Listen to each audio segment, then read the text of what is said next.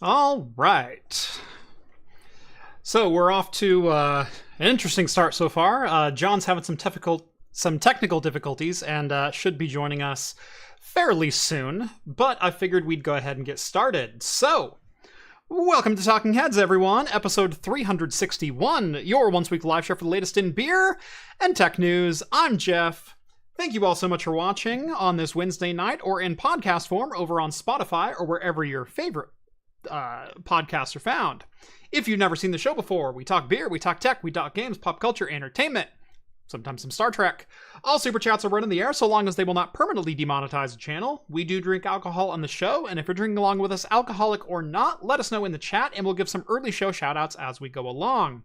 Last but not least, if you'd like to take part in the super secret chat and the even more super secret after party, think about joining the Patreon. Link is down in the video description.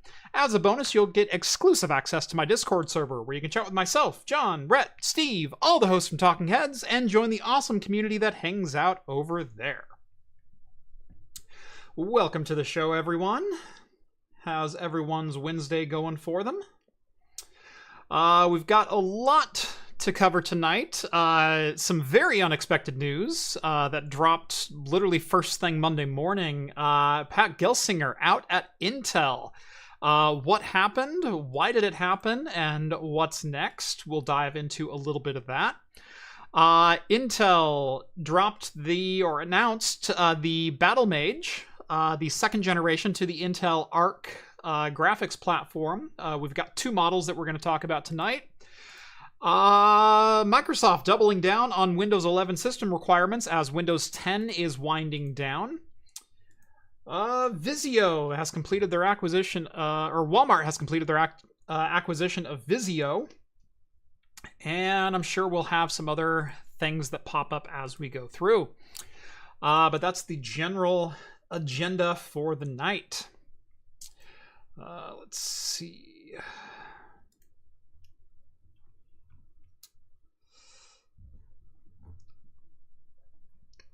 Let's see. Oh, John J. Yes, I do have some beer mail. I left it out in the garage. Dang it. It's sitting on my freezer. I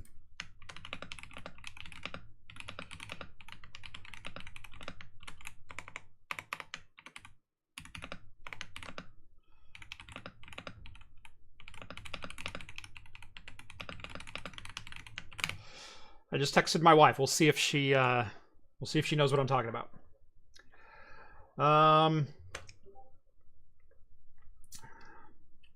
Yeah. So yes, I do have some beer mail. And she goes, okay, so cool. I do have some beer mail coming. I'd actually set that aside because I was going to bring it down with me when I grabbed the rest of my beer, and I completely forgot it. Elmo says, will the stocks say it was a good time to retire? Yeah, I think... I don't know about that, but he is retired, so we'll dive in. Let's see. 10 days left until the beer opening. We do have a Secret Santa going on in the Discord. If you remember the Discord server, we do a Secret Beer Santa every single year, and packages are starting to arrive for people, so it's kind of exciting. And we do an opening. I forget what day that's scheduled for this year. 10 days out. Yeah, it's the 14th. It's a week from Saturday. That's right. So yeah, on the 14th, we're all doing a get-together beer opening event. So that should be fun. Well, 33, 76, 88, or 111? 86 or 111, not 33. All right. Or 88. 88 or 111. Okay. Yeah. Not 76. That one's terrible. Not 33 and not 76. Yeah. I could do 33, just not 76. 33's from the show. I understand that. Yeah. That's why Not. I'll take 33. I don't know what the other Yeah. Yeah. Not 76. Oh. My wife is filling out some Christmas list information for me for other people in the family, and she goes, I know you like Fallout, but which vault number do you prefer? And she goes, there's 33, 86, or 33, 76, 88, and 111. I said, anything but 76. 76 sucks. Looks like John just joined, so as soon as he's on camera, we'll get him on the stream. But John J sent me over some beer mail. Oh. All right. Hey, good timing. I'm opening some beer mail, John. Ah, now I have to see it. Yeah, now you have to look at me. Sorry. Ah. Let's see. Ooh, it's a wax top.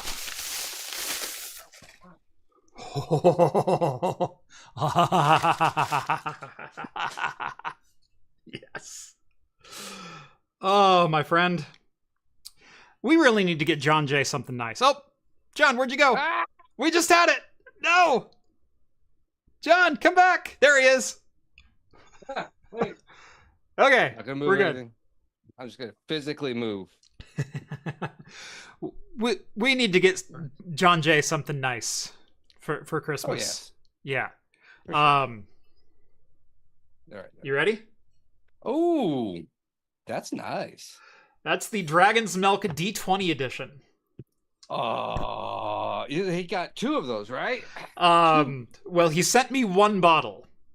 So this is the 50th anniversary Dungeons and Dragons Dragon's Milk D20. It is their standard bourbon barrel aged imperial stout, but cranked up to 20% for the D20. And it's also double barrel aged for over a year. Ooh. Yeah. Oh. Yeah. That sounds smooth and delicious. I think this is gonna have. I mean, I can't drink this by myself. So, tell you I'll what, come over. I've been looking at doing. We need to do a social show. Oh, yeah. For I was thinking not on the 25th, but what's because you're like the outlier for like availability. What's your schedule like the 26th, like the day after Christmas? I actually have the day off. Cool. Let's aim, and I know I'm doing this live. Let's aim for the 26th, that Thursday, to do a social show. We'll do it from my house, and we'll open like 3 or 4 rare beers. Yeah, I'll bring something. Yeah. That would be fun. Yeah. The other option is we could head to San Am again, and we could see if they'll do some bottle service for us. No, I don't know if that'd be open. You think they'd be open? On the 26th? I'm sure they are. Yeah. Did you know that Tsunami Tap Room, which is the old B Squared tap room, they moved right next to San Am? Oh, did they? Yeah, so there's a whole bottle shop open right next. It's like on the other end of the parking lot. Ooh. So there's a whole tap room now open. Yeah.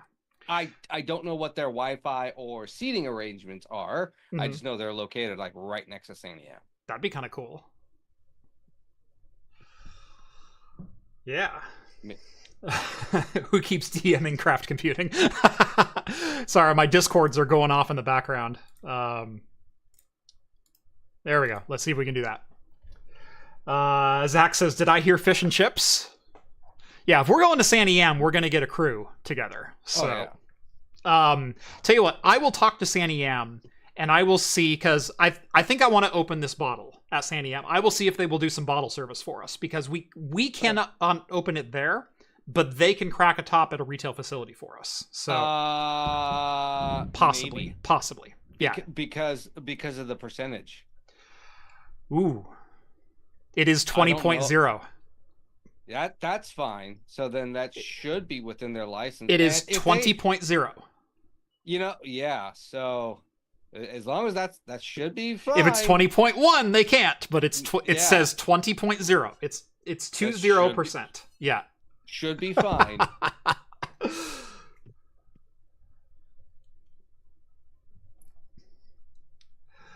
Ash under something, new member on the channel. Thank you so much.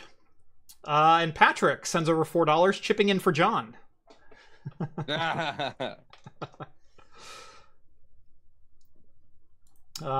So yeah, we'll see about doing some kind of a social show on the 26th. I'll see about, because Christmas and New Year's are both on Wednesdays this year. We're gonna have to flex the Talking Head schedule for the last couple of days of the month. because I don't want to do it on Christmas Day, and I don't want to do it on New Year's Day either, because that's when college football playoff is happening. There's 3 games on the first, and I'm watching all of those. So, yeah. Anyway, John, what do you have to drink tonight? I have a plethora of some IPAs. I'm gonna go a little bit smaller right now with a El Segundo White Dog IPA. Ooh. So a little bit lighter in the IPA, 6.7. Yeah, I had that one maybe a month or 2 ago. Okay. Yeah, we have similar friends. So yes, we do. We saw them not too long ago. Yes, exactly. Some of us were surprised by that. I am cracking open a Black Raven Brewing out of Woodinville, Washington. A beer that I bought simply for the can art. It is the Mecha Raven. Oh. Double IPA. It's a, I don't know if you can see it all that well. It is what looks like a mech warrior or mech kind of Those gosh, what's the word? suits? Gundam suits. Thank you. It's like a Gundam Raven with this giant cannon in the middle of its chest shooting out a laser beam. It's fantastic. Yeah, let's see if I can get it focused for you. There we go. Sorry, I don't have autofocus on this camera. And there we go. And we just lost your audio, John. Because I accidentally clicked it. Ah, there you go. There we go. There you go. And then there's your eyeball. Yep. Yeah, there we go. So About as close as I am. the autofocus doesn't work on this camera. It's the Blackmagic, or not Blackmagic, Zcam E1. I went back to that after using the pan tilt for quite a while because the pan tilt didn't work on Linux. I'll probably switch back before too long. But now that I'm back on Windows. But it can sense when the camera is focusing if it's an electronic focus on an EF lens. And so when I turn the focus ring, it will automatically zoom in so I can get a real tight focus window, which is nice. Anyway, Mecha Raven, double IPA. Here we go. Let's see. Will says it's Bailey's time here in Ireland. Oft Infinity has a Great Lakes Bourbon Barrel Rye Ale. Clocking in at 11.6%. Got a drink from last year's Secret Santa queued up for my second. Excellent. Jason's got a Black Butte Porter, Deschutes Brewing. Awesome. Nice. Let's see. Novella's got an Abomination Brewing Christmas Cookie Rare Fog Triple IPA, 10.5%, and a 4.07 on Untapped. I should have grabbed the Christmas ale. I almost grabbed a Christmas ale. I've got a couple queued up for next week, though. Let's see. Bee's Knees has got a Sierra Nevada Dank Torpedo. That's a good one. Michael's got a Sierra Nevada Cryo Fresh Torpedo. Got a couple torpedoes in the in the roster tonight. Rev's got a Total Domination from Ninkasi, Northwest IPA. That is a classic Oregon IPA. Let's see. I thought I saw one or two more. Nothing right off. Okay. Oh, Coffee and Cynicism's got a Revolution Brewing Cafe Death Barrel Aged Coffee Imperial Oatmeal Stout, 14.8, and get this, a 4.29 on Untapped. Woo! That is an impressive number. And this beer's a little hot.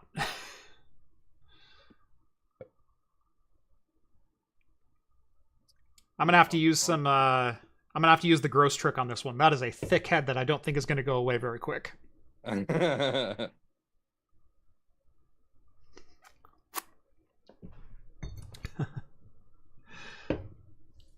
load notes finally that I got the computer barely dangling over. For some reason, the cam link wouldn't work on the back USB ports. Huh. That's just weird. Yeah. Okay. It's no longer a John pour. Hey, you know what? Sometimes you just get beers that don't pour well. The difference is John can make any beer do that. That is a very hard skill to master. It really You'll is. get there. You will get there one day. Yeah, some beers they just go. And this is one that has a little bit of a hot can to it. So Well, it's, you know, everything with my touch just wants to explode when I touch their cans. So best head in Oregon, I'm telling you. Creamy, white, frothy foam.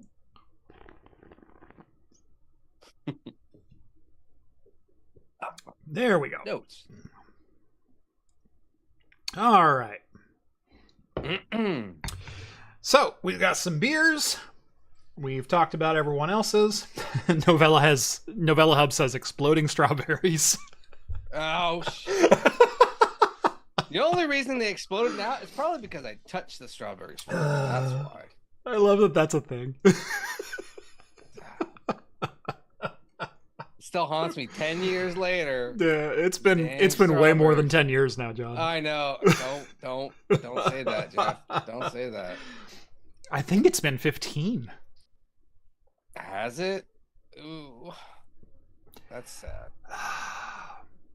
Close to it. Close to I it. think actually it might have even been more. Yeah, probably close to that. Maybe more. No, it would have been 2010. It would have been 2010. Yeah, so about 14 years. I was gonna say about 14. Yeah, because we had just moved into that house about the same time that we met you. We moved in that summer, and then I met you like November that year or something like that. So Okay. yeah. That's right, because they needed me to come in and play for Christmas stuff, and so I came in and played for Christmas stuff. That's right, and then we were together. Yeah. Cool. Yeah, 14 years, John. Happy anniversary, sir. Let's go back to Let's go back there. I know it's basically almost the 14-year anniversary now. That's right. All right. Yeah, John and I have been friends for 14 years. Intel made some moves this week, and obviously this is in the news. Intel's CEO, Pat Gelsinger, retired / forced out after the board has lost confidence in his turnaround plan for Intel. This is some shocking news. I don't know if they have... Yeah, they don't have the market ticker on here. No, just... I didn't see a live one. It just has the footnote of it. Yeah, let me... here, I'll bring it up, because it's a pretty obvious graph. Not up huge, but... let's see. 5 day. Yeah, I was going to say, go. Yeah. Go back. You can see back a little bit further, that dip right there. There it is. Yeah. So they've rebounded back to where they were about a month ago. But I mean, this is only an 80-cent difference. It's not huge. Try a year or 5 years. Yeah. Well, that's yeah. Well, I mean, they're up significantly over 5 years. But that turnaround plan isn't enough to save your job, apparently. Intel Pat Gelsinger, CEO, ousted early Monday morning. The board is not happy with his turnaround results from a company that he inherited that was quite literally just bleeding money. I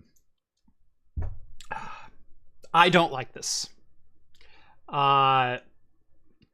Anyone who thought... Look, this is going to be great for short-term investors. This is not financial advice. I'm not a financial investor. I have no vested interest in Intel or any of their competitors whatsoever. Let's just disclose that right off the top.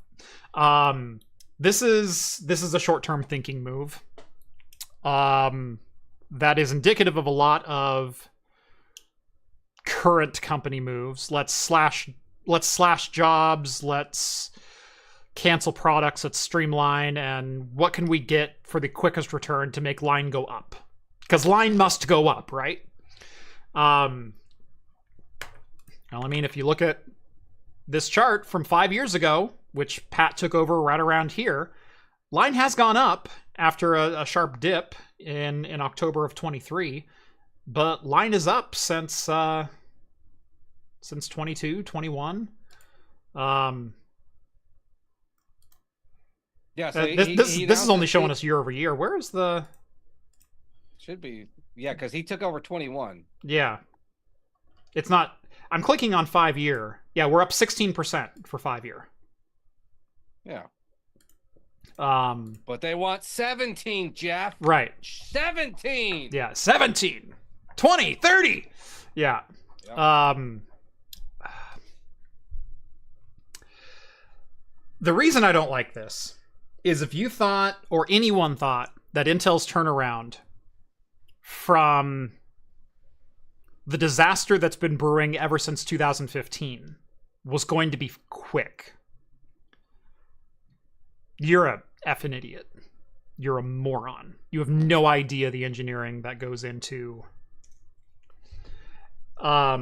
We've talked about AMD on this show numerous times, about what it took to dig AMD out of the doldrums that they were in, that they placed themselves in after about 2008. Basically, Intel's Salem came out in 2008, and AMD's architecture failed to counterpunch at that moment. They had a couple good products between 2008. Their Athlon X4 comes to mind. But 2011 and Bulldozer was basically dead on arrival, especially when Sandy Bridge came out. And that just kind of sealed the death knell of AMD. AMD was in a very similar situation in 2011 to what Intel is in, or was in about 2021. Although Intel was coming at it from a place of superiority instead of a place of the minority. Intel in 2021 was still the market leader, was still outselling AMD in every aspect. They were still 8-1, 9-1 on servers and data center. AMD never had a hand in that market. But what did it take for AMD to turn around? It took them 10 years. It took them 10 years to become competitive again. They didn't sell a single new product outside of a couple graphics cards for 5 years. So after 2012, after Piledriver, they went and they stripped everything off the market, and they literally started from scratch. And it took them until 2017 to field a new product, which was immediately competitive with some of Intel's products, but that was obviously the launch of Ryzen. And then later that year in, August or September, the launch of Epic and Threadripper in 2017. And immediately made some noise, but was still slower than Intel in almost every metric. But at least was competent. At least was a competent product. Oh, I think that graph was wrong. Oh, it was definitely wrong. Okay, yeah, because I think I'm seeing a different graph here for Intel. Yeah, it says down 34% from 61 from 5 years. Okay, yeah, there's the better graph. CNN has a better graph. That was Yahoo's, and it was given some funky results. Yeah, I was like, that's why would you be up? But I was like, yeah, okay, sorry. Down. Yeah, that's what I see. Yeah. So yeah, overall negative trend. Yeah. Up from their low point in 23 or 22, which is what I was seeing on the other graph. But yeah, there's 2 more years of data that wasn't shown on the Yahoo graph for some reason. So yeah.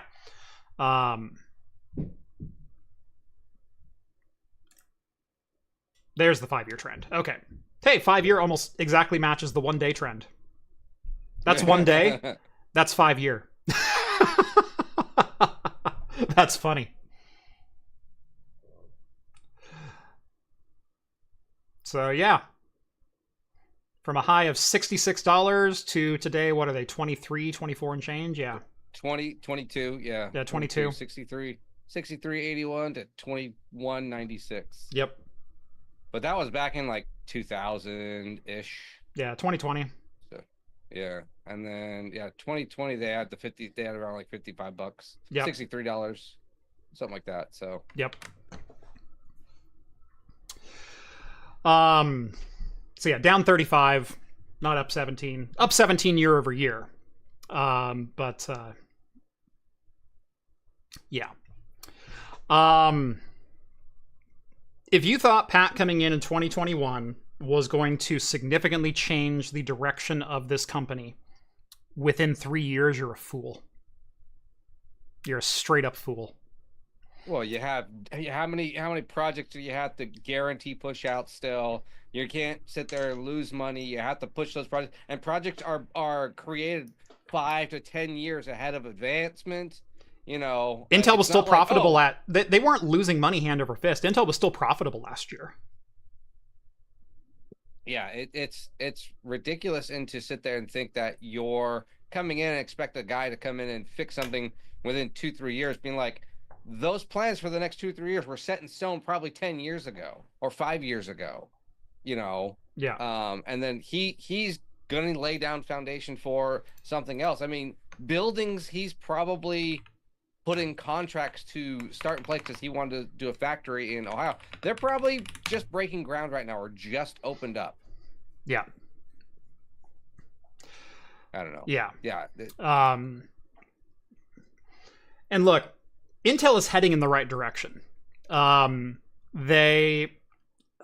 It pains me to see anyone lose a job, but Intel shed 15% of their workforce, or 10% of their workforce, almost 15,000 jobs in the last couple of months. But that puts it back to levels similar to 2021 when Pat took over. It's trimming it down. It's trying to make them a little bit more streamlined. The products that they're putting out now, for the first time since 2020, Intel is putting out a competitive field of products against AMD.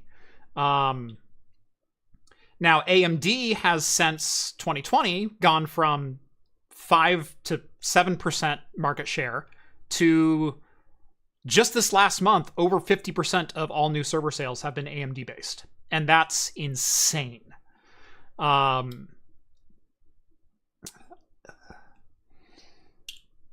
So yeah, Intel has lost ground, but it's because Intel in the last 3 years hasn't fielded a competitive product. I mean, it's been Rome, it's been Milan, it's been Genoa, and now Turin. And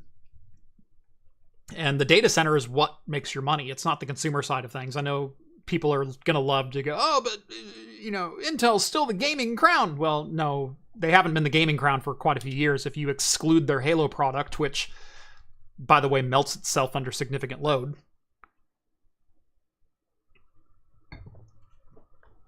There's that whole fiasco. But I said in the last couple of videos that I did of Granite Rapids, I really like the direction Intel is taking. It's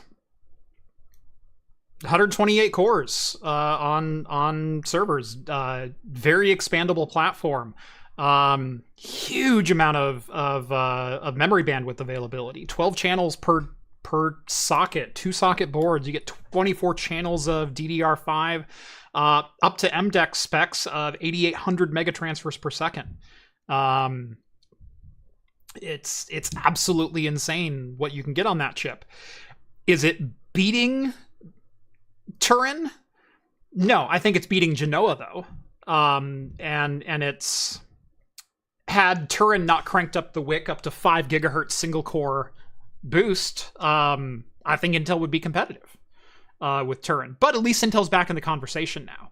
And there are some scenarios, specifically PCI Express backplane scenarios, where Intel actually makes a little bit more sense in a 2P socket than Turin does. So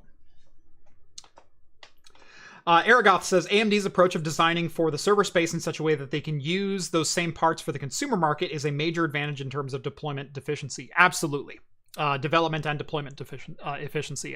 Speaking of chiplets, Intel is starting to go that same direction with their tile-based things, but they're still assembling tiles onto a shared substrate, which does require a significant amount of manufacturing prowess to do. Make no mistake, Intel's platform that they're putting together on Granite Rapids and Sierra Forest and next year Clearwater Forest, the engineering prowess is insane on that process. Basically manufacturing individual tiles and then assembling them onto a shared substrate and packaging them onto a single die. It's crazy that they're able to pull that off. But I don't think this is a bad direction for Intel to go. And I think within a generation or two, they'd be highly competitive they'd be right back in the swing of things. I think by 2027, Intel's going to be fielding very competitive products. And they're kind of competitive right now in certain spaces. And you like to see that. The problem is Intel isn't competitive in the AI space. And right now, AI is where everyone's money is at. Yeah. Well, I mean, too, that could be going to where the server farms are going too. Is people are going to want the server AI farms? You know, they're going to want their AI farms, and who's going to power those the most instead of individual smaller companies or medium-sized companies, stuff like that. Yeah. So, well, it's AMD and Nvidia that are leading the charge on the AI space because of their graphics prowess. Yeah. Intel went a different direction when it comes to AI. Intel bought a company called Gaudi in I think 2020, and for a couple of years put out Gaudi-based products. And Intel just announced just a couple of months ago, as part of their Granite Rapids presentation, announced Gaudi 3, which is a dedicated accelerator that is basically refined from what Gaudi originally produced. And it is kind of along the same lines of a graphics processor, but it's more of an ASIC AI processor. It's not graphics-based APIs. And they actually get some pretty impressive results out of it. Very similar to what NVIDIA is doing with Blackwell on B200 chips, and very similar to MI300 from AMD. They all have very different advantages and cons and pros and deployment scenarios and scalability and things like that. But Intel does have a part that they are putting into it. But the problem is that they are a very distant third from AMD and NVIDIA both. People just aren't all that excited about Gaudi for some reason. And I think you could say it comes down to software compatibility. But Intel One API means that you can take existing CUDA instructions for NVIDIA or OpenGL instructions for AMD, and with little to no modification, run it through Intel One API, which is essentially a compatibility layer, not unlike DXVK or Vulkan or anything else that we might be familiar with, or Proton, excuse me, on the consumer side of things. And it simply runs. It runs quite well. But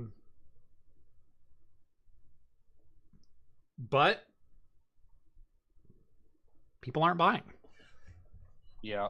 I wonder, this kind of reminds me of, and I'm not saying it's the same quality, but it reminds me of not Raspberry Pi, Blackberries, and when the iPhone came out, and that's how Intel handled their graphics card or their AI chips. Right. They're like, oh well, it's the same thing. It's just better. Where everyone's innovating in a much sleeker new direction, Intel's still stuck with what they think and know is the best. I don't know. Just kind of the same feeling.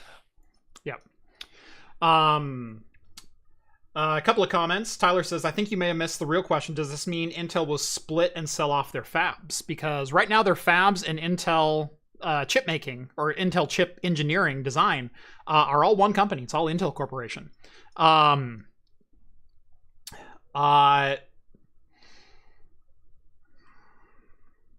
don't know. I mean, that's one of the things that kind of saved AMD was spinning off Global Foundries. Global Foundries was AMD, remember, at one point in time. And I think it was 2012 or 2013 that Global Foundries spun off. And for a long time, Global Foundries was still the exclusive foundry of AMD.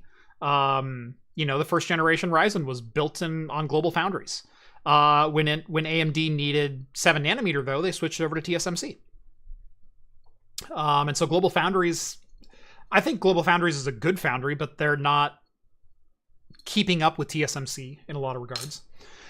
But will Intel spin off their foundry? I think that's kind of an inevitability at this point, now that Gelsinger's gone. Because Gelsinger has made some pretty bold claims about what he wanted Intel as a business to be. And he wanted the Intel design to be one of the best engineering teams in the world. And I think to some extent they are. Like I said, you can't design what Intel is. I can't say enough good things about Granite Rapids as far as like from a design philosophy standpoint, or just an engineering prowess standpoint. I really like what Intel is doing with Granite Rapids. I really like what AMD is doing with Turin too. So it's not like I'm pumping one company up over the other here. But I think it goes to show the amount of the quality of engineering that Intel has internally. Also, Intel's fabrication. The problem is Intel still can't fab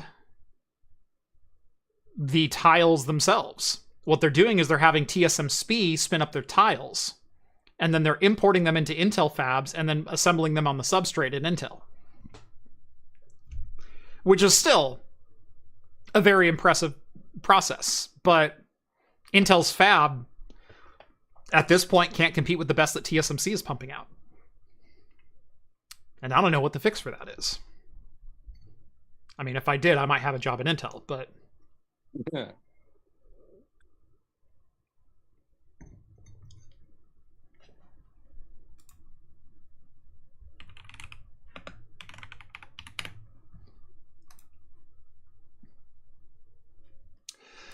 Someone correct me if I'm wrong. Wasn't 12th and 13th still on 14 nanometer? No. It's Intel 7 process, which is technically 10 nanometer. Those have all been 10 nanometer parts. Alder Lake, Rocket Lake refresh. Or Raptor Lake. Excuse me. Rocket was 11th. Yeah, they are 10 nanometer. And yep. There it is. Enhanced superfin. Yep. Yeah, Intel 7 process, 10 nanometer lithography, which is what Intel claims is on par with 7 nanometer. However, power efficiency begs to differ. Speed and latency was on par with 7 nanometer, but power efficiency was not.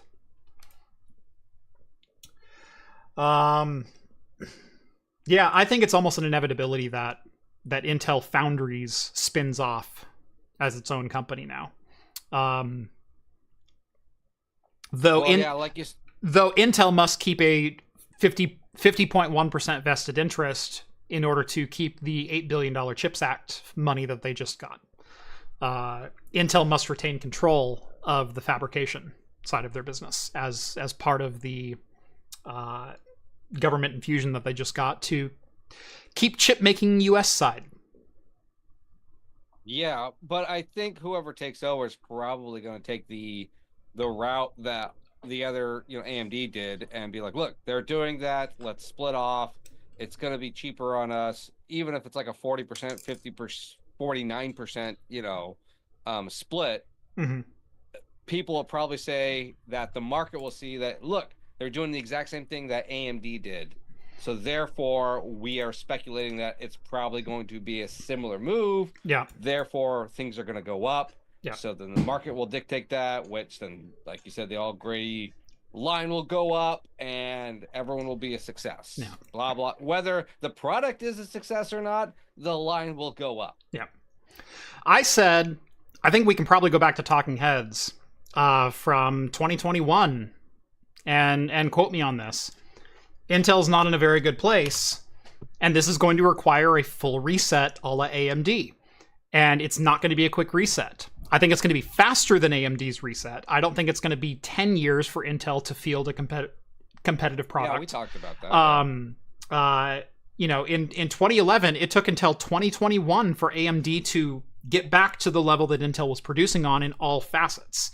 They had server competitive chips in 2020 with higher core counts, better memory bandwidth, and better power efficiency in Epic Rome. Epic Rome came and beat Intel at its own game in 2020. It took until 2021 with Zen 3 that AMD took a step beyond in the consumer as well. And so if you look at it, it's a 10-year reset. It took from 2011 to 2021. I think I said back in 2021 when we were talking about that, Intel needs a full reset right now. And I think you're looking at 5 to 7 years. It's not going to be 10 years, but it's going to be at least 5.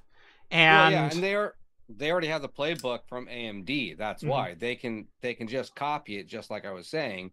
And they have the larger budget behind them. They have the larger company. They have a bigger brand name and recognition. They could probably get better names behind them. They could go and buy the guys from AMD who did all that, theoretically, and probably get them to come over. So I think they did do that with some for their graphics cards. Didn't they do that? Or was that the other way around? Or was that NVIDIA and AMD? I don't know. Anyways.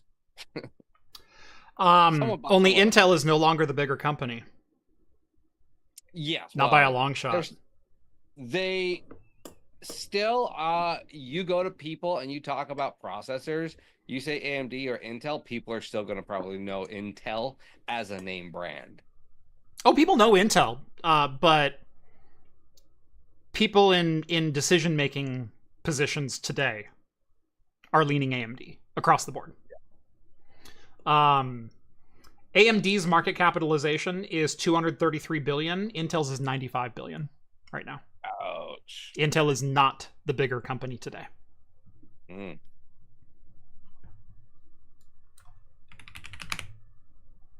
And Nvidia's 3.5 trillion. Mm. Yeah. Yeah, wow. Okay, I didn't know it was that bad. I mean, inflated, but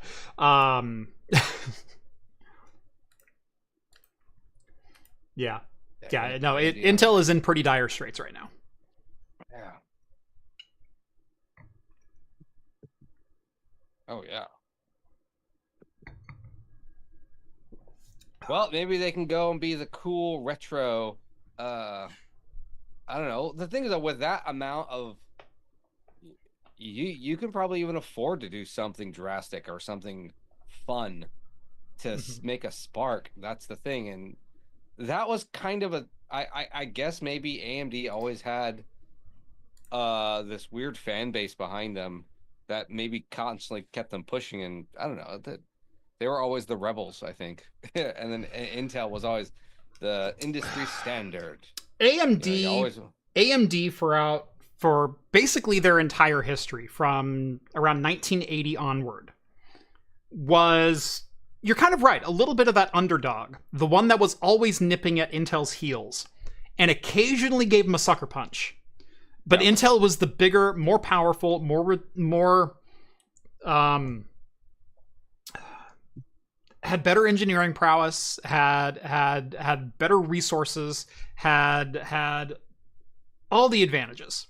And whenever AMD would come up and make a move, Intel would go and literally curb stomp them.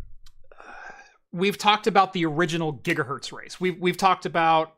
I don't think we've gone as far back and talk about the DX days, the 486 days, in which AMD kind of burst onto the scene with their own socket 5, socket 7 compatible CPUs, and kind of one-upped Intel a couple of different times as far as speed and capacity goes. Intel comes out with a Pentium 90 and AMD goes, boom, how about 133 in the same motherboard? 166 in the same motherboard. And then Intel, kind of responds with 166 with MMX instructions, which, again, kind of curb stomped AMD at that crossroads.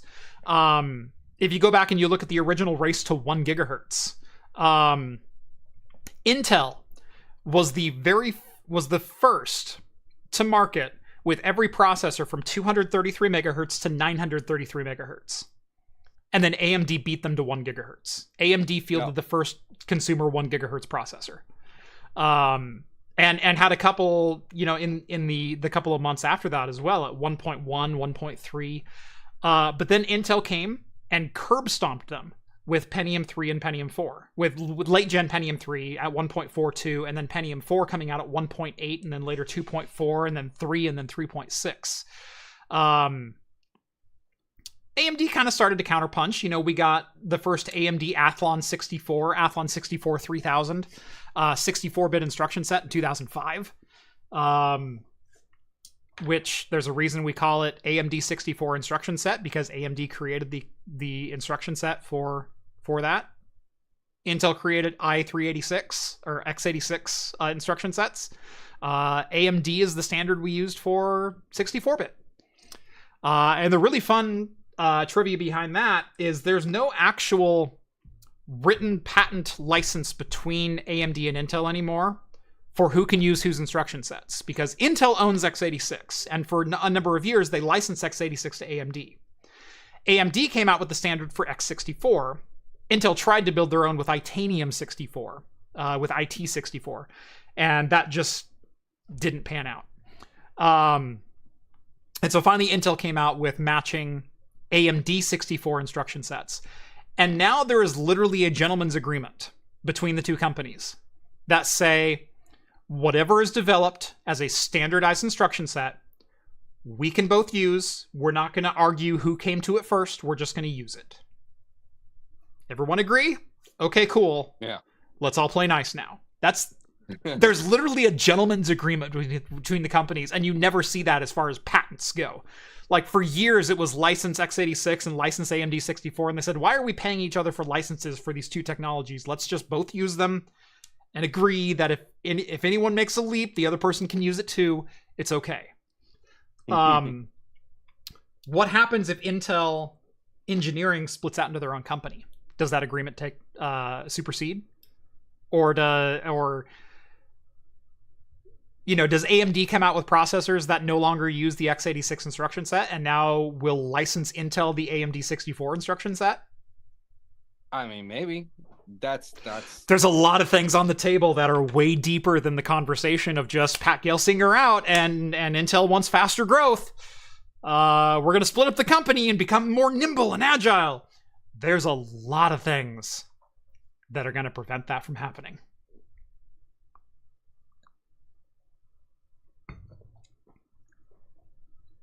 AMD dual core. Yeah, AMD coming out with the Athlon X2, and Intel referring to it as, well, you just glued two processors together, which is really funny because that's what Intel Pentium D was. It was Pentium dual core, which was literally just two processors glued together. So they thought of it first. Right. Yeah, the megahertz race, the gigahertz race was insane. Yeah, no, those were some of my formative PC years, was building computers for people in the gigahertz race. And I remember building literally 3 computers for a guy inside of a year. Because he went from 333 on a budget to a 600 to an Athlon 1000 within a year, because that's the availability of parts. He tripled his speed on 3 different PC builds inside of a year.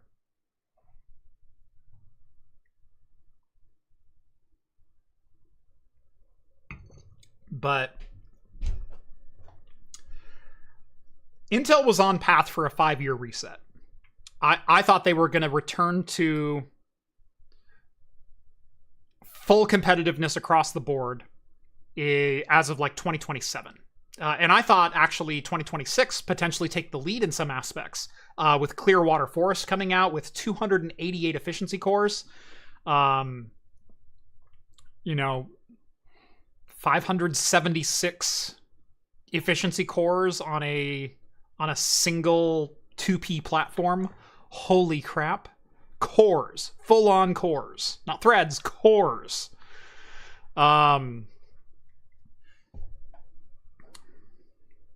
Yeah. Intel is in a very good position to be competitive, but the problem is Is the new CEO going to come in and just shake things up? Because any change in direction right now delays you. Yeah. Long term. Any change in direction right now will delay your progress, engineering-wise, fabrication-wise. And the problem is, too, it goes back to what we were saying at the very beginning. If you only give the guy 3 years, that's not going to do anything. And no matter what, unless you do a big play or that is guaranteed to shock value, or do the exact same play as your competitor, your market value will probably tank, and everyone's going to doubt you, and you're going to be on the hot plate, and you probably then will get kicked out in 2 years. Mm-hmm. And so, what do? You're bound pretty tightly, or you have to gamble it all on one big shot, and that's hard. Yeah.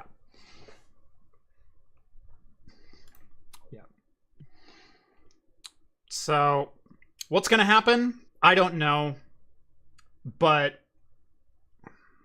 I think this was the wrong move from an outsider looking in.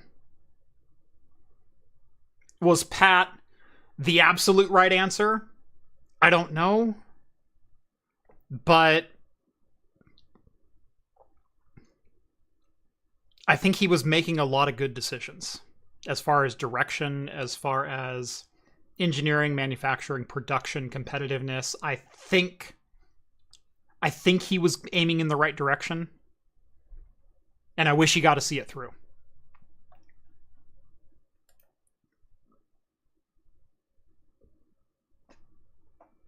So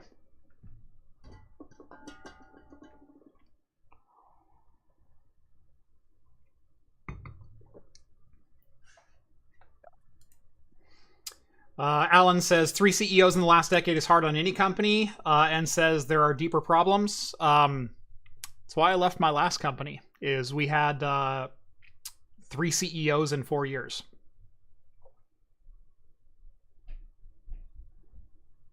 Uh, 4 over 7, I think. 4 over 7. Yeah. Ouch. It was not fun.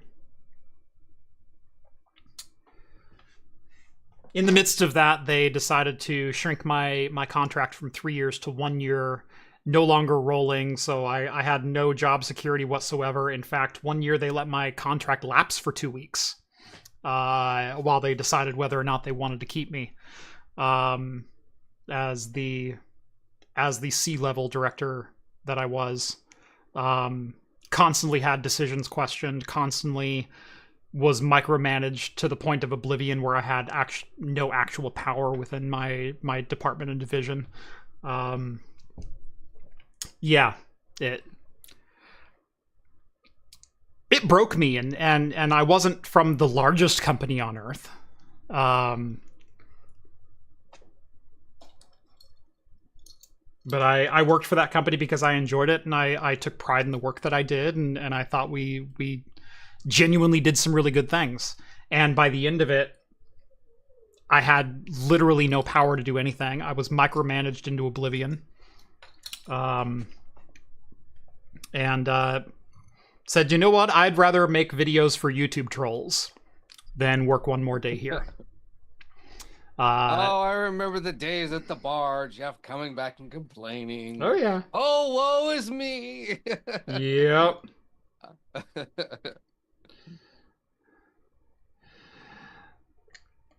Yep. Yep. But I love what I do now. And I have, I will say, opportunities that I never thought I'd even sniff now.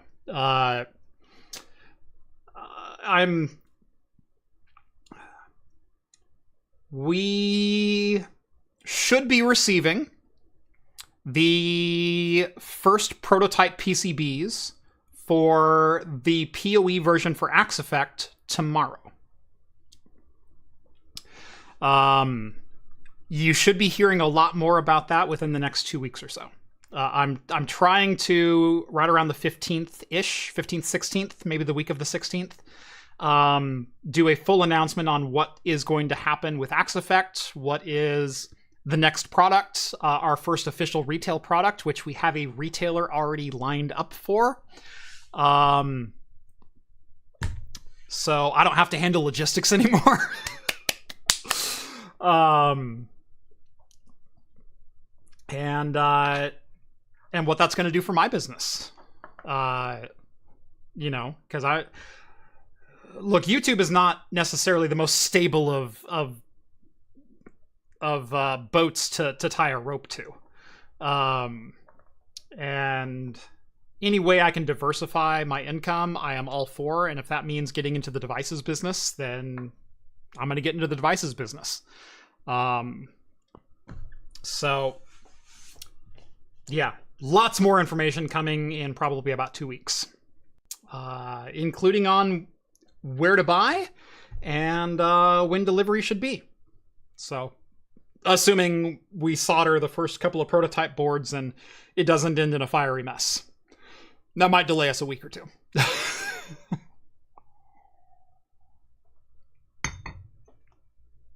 Telling you, we got to make an Axe Effect commercial. Similar to the Axe body spray commercials. And it's the effect. Do I get a bunch of IT guys chasing me down the street? Yeah. Just a bunch of people in like glasses and pocket protectors.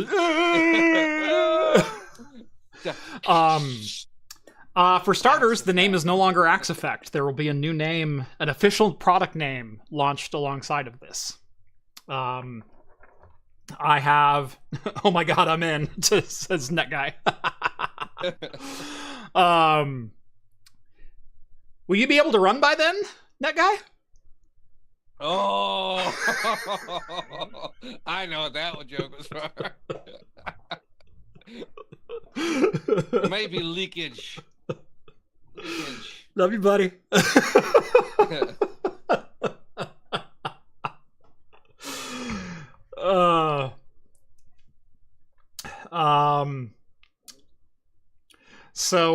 Yeah, no, we've officially registered a new name.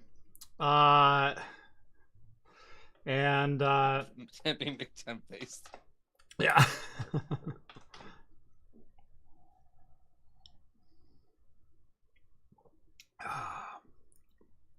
So yeah, we'll have some more news on that within the next couple of weeks. But like I said, like taking that leap has opened up opportunities that I never thought fathomable possible. Yeah, I can't wait. I can't wait for the anxiety of waiting, of like, you know, running 1,000,000 miles an hour in preparation for this to go away. Because I am nothing but a ball of anxiety right now. But I am also super, super excited to share what we've been working on. And this should be the first of many, many products that we will actually be launching. So I'm very excited. Very, very excited. Anyway, how's your beer doing there, John? I just finished it. Mm-hmm. Well, if you want to go ahead and introduce and open your second one, it's been about an hour. I will polish mine off real quick. All right. And we'll do that. Going to be doing a collaboration between a very popular IPA from Parish Brewing, but this is a collaboration with Tipping Animals, and this is Animals in the Machine IPA. There it is. So this is Ghost in the Machine variant. So this is a double dry hop, double IPA coming in at 8%. If someone wants to look up the Untapped score, I'm sure it's probably in the 4s. I haven't seen a Ghost in the Machine any lower than 4. In fact, this is actually a little bit clearer than and yes, we all know the yeah. heads. Yeah. That's just how I pour. I was leaning forward. We are. That's why. Hold on, we are dropping frames all of a sudden.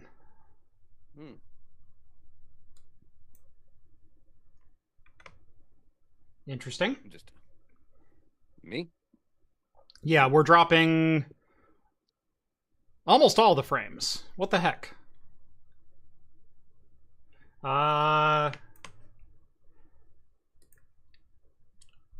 Pretty clear for an 8%er.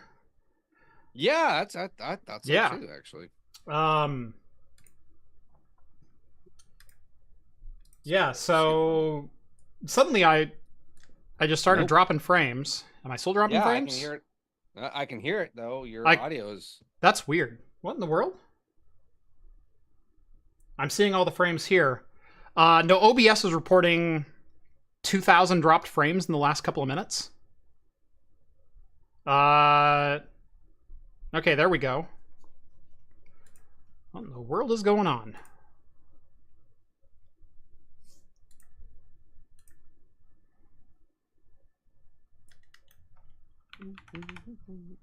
That's my download. That's my up. No frames dropped on.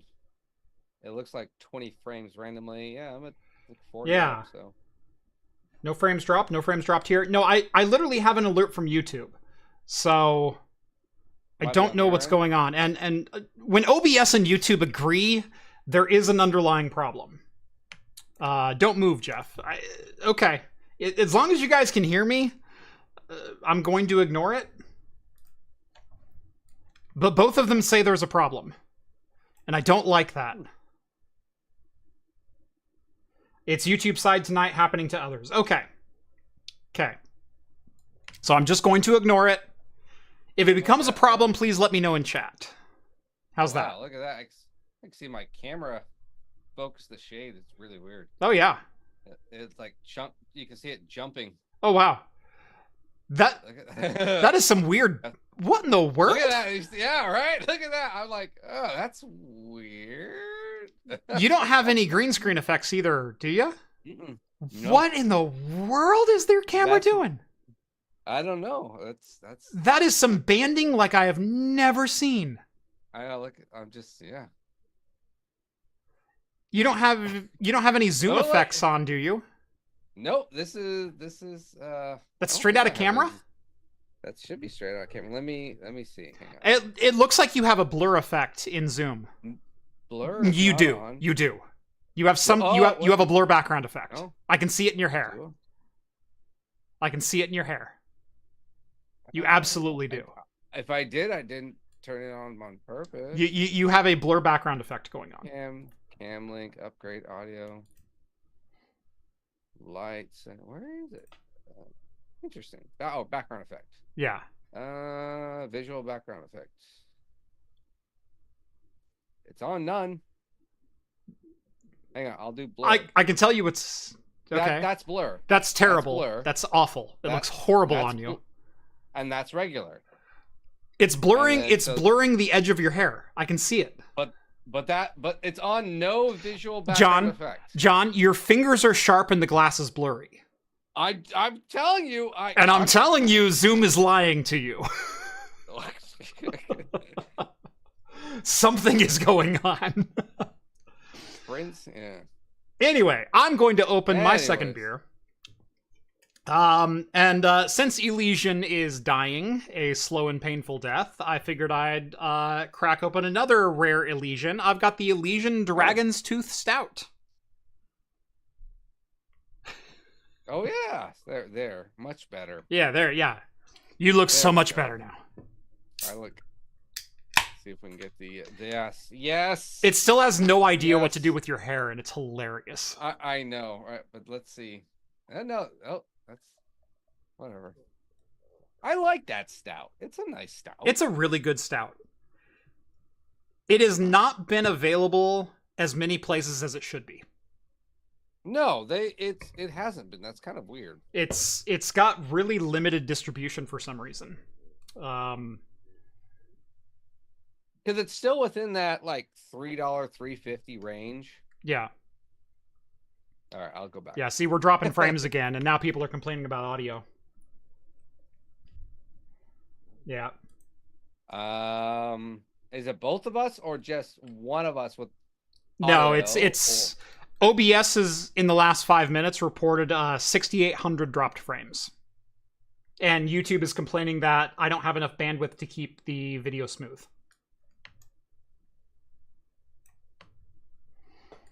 Interesting. Maybe it's the Aurora. So there's the green screen. I can tell you it's not on my end. Which is the first time in a long time I've been able to say that.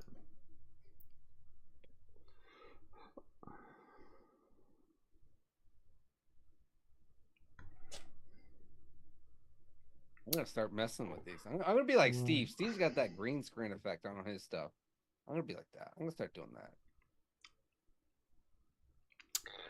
Why do I have only 16 megabit upload?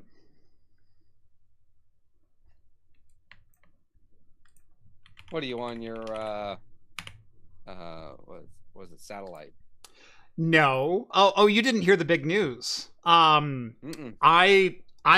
pulled some strings at Comcast and got 300 up. What? How'd you get that? As a business? Oh, what? Same amount of money I'm paying. But I got 2.5 by 300. How did you get 2.5 by 300? 2.5 by 300. That's my new connection on cable. What are you, a hub now for them or something? Nope. I pulled some strings. All right. Or Geppetto, what'd you do? Can't say trade secret. Can't say trade secret. We'll put it that way. Okay. I know a guy who knows a guy who knows how to go boop boop boop, and the boop boop boop. Oh, the Enterprise pay no attention version. to the man behind the curtain. Yes. Yes, one of those. Oh, this is a business, not a home. Yeah. Got it. Yep. Okay, I just lowered my bandwidth output, but I don't know that that's gonna fix anything. Good lord. We hour and 15 minutes. We did one article. I've only had to do this one other time. We're rebooting. Nope. I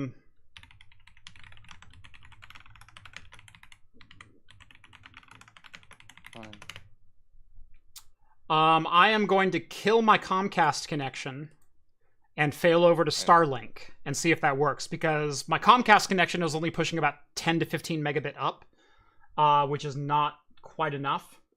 Someone found your little boop boop boop. Might have found my boop boop boop. So settings, internet.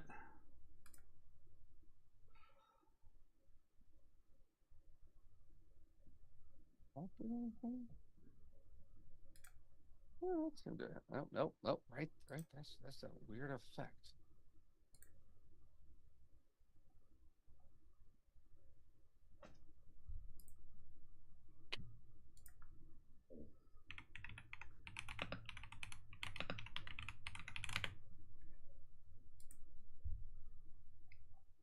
Oh, I wonder if it's the low light adjustment. That's probably it, right? Nope, that's not it. Portrait light? Whoa. Yeah, now Elmo's getting a loading ring. Okay. That's it. Whatever. Yep. We are almost completely and officially dead. I will be... Hey, John, keep talking. Yep. We're probably going to spin here for a second. But do a song or a dance or whatever you need to do, and I'll be back momentarily. Oh, God. Kumbaya. That is not what I meant, but okay.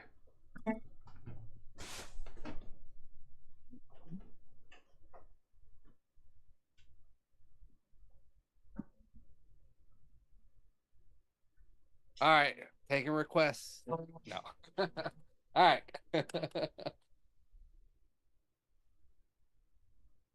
Shouldn't have done that. I'm probably going to break the neck. All right. What do we got in the chat? Chitty chat. All right. Now's your chance to ask the ultimate questions on this channel, all without having to pay any super chats. I'm going to read them all, baby.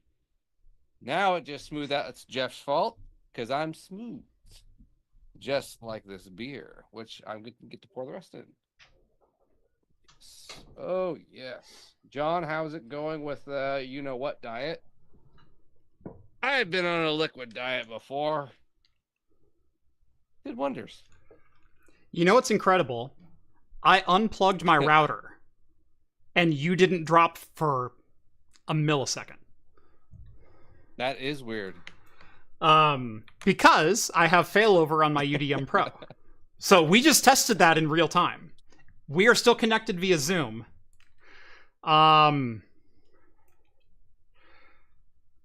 Okay. Well, my beer is excellent. It's got a fantastic Yeah. hop. The Ghost in the Machine head is an amazing hop aroma. So if you've ever had that, when is the pickle beers? Oh, it's coming. It's coming. I can't believe you made me do that. By the way. Oh, yes. You got disgusted just by smelling them. By the way, check out that pour. Ooh, that is a nice pour. Is that the 20-ounce glass? Mm-hmm. Oh, yeah, there you go. 16-ounce glass. 16 ounce. Is it? Yep. Really? Yep. Ooh. It's got that nice bubble in the center, though. Yep. No, 16-ounce glass. Although, I will say for those pickle beers, those were your choices. Yeah. They were my choices, and I regret everything.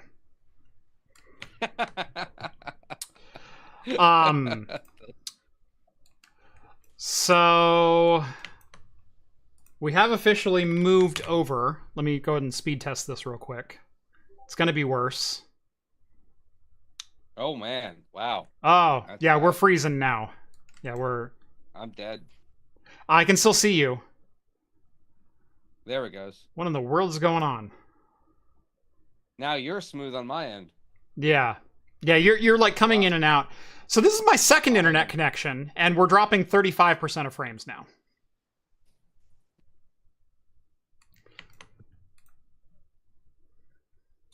Although I have 30 megabit upload, but only 4 meg down. What in the hell is going on tonight? Is there a solar flare I'm not aware of? Rhett and I often joke that we will know the world is ending because World War III has started, because we'll be on stream and the internet will have problems. That's how we're going to find out.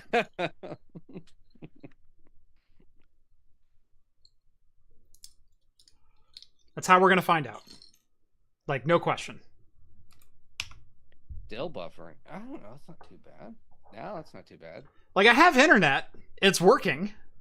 And it's fine. Let me try again. Okay, now I'm getting like 40, 50 megs down. That's reasonable. I thought about killing Starlink and just getting like a DSL connection. For like $20 a month.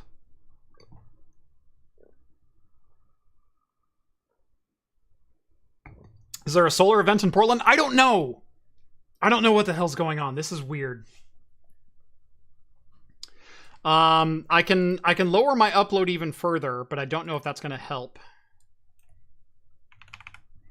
Let's go 3,500. Let's just try that. Let's stop trying to push even 4 megs. Let's go 3,500 and see if that helps. Audio was good. People say audio was good.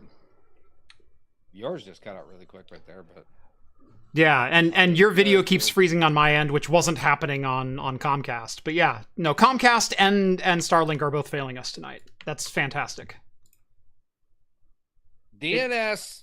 It's DNS. No, if it was DNS, you wouldn't be seeing this, okay? And the fact that We barely even cut out for a half a second. I didn't have to touch anything on my PC. The UDM just worked. Means it's not DNS.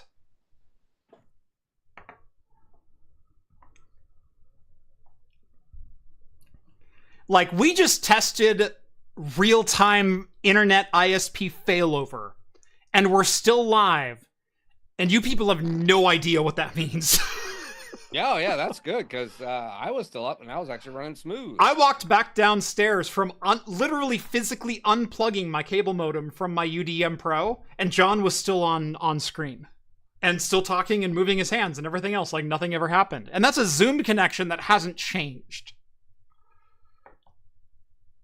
The Zoom, maybe? I don't think it's Zoom. Now it says we're pretty stable. It says we're pretty stable now that I've lowered the bitrate. So hopefully we're all right now. Whatever. A little lower quality, but we should be all right. Yeah, we can move on. Everyone drink more so the quality looks the same. The fuzziness is just your own personal eyes. Yeah. YouTube is the common denominator here. I agree.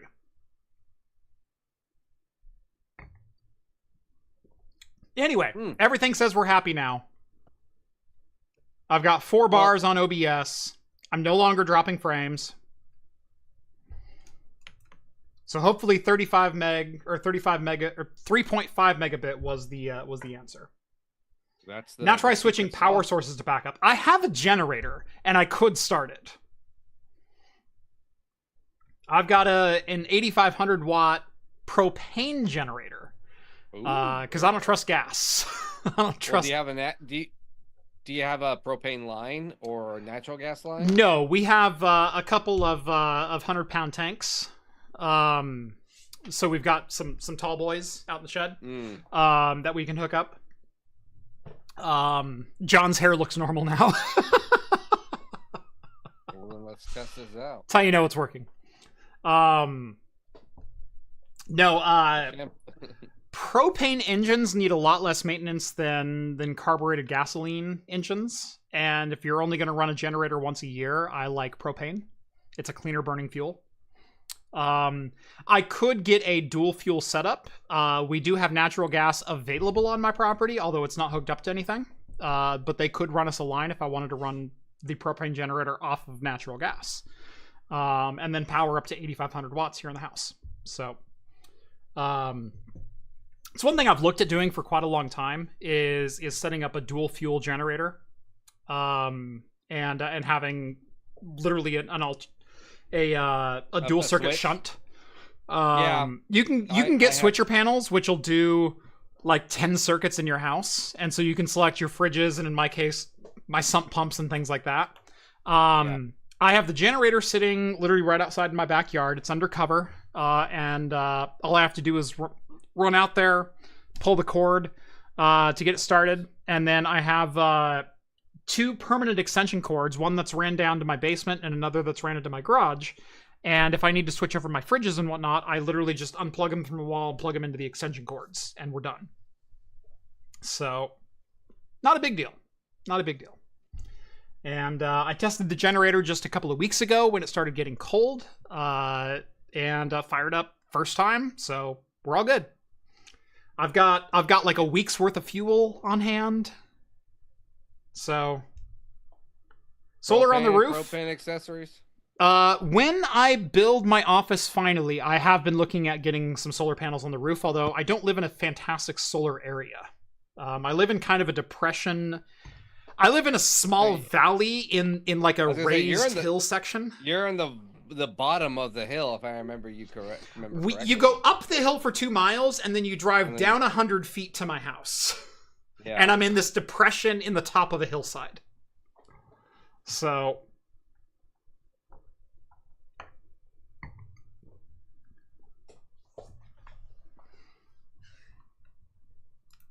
well, yeah, propane and propane accessories, exactly.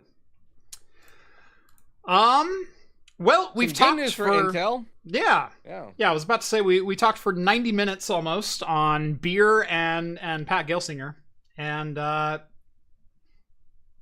I I think my opinion's pretty clear. Yeah, why not? We can throw in a little bit of good news for Intel. Yeah. Intel Battlemage has been officially announced. Sorry.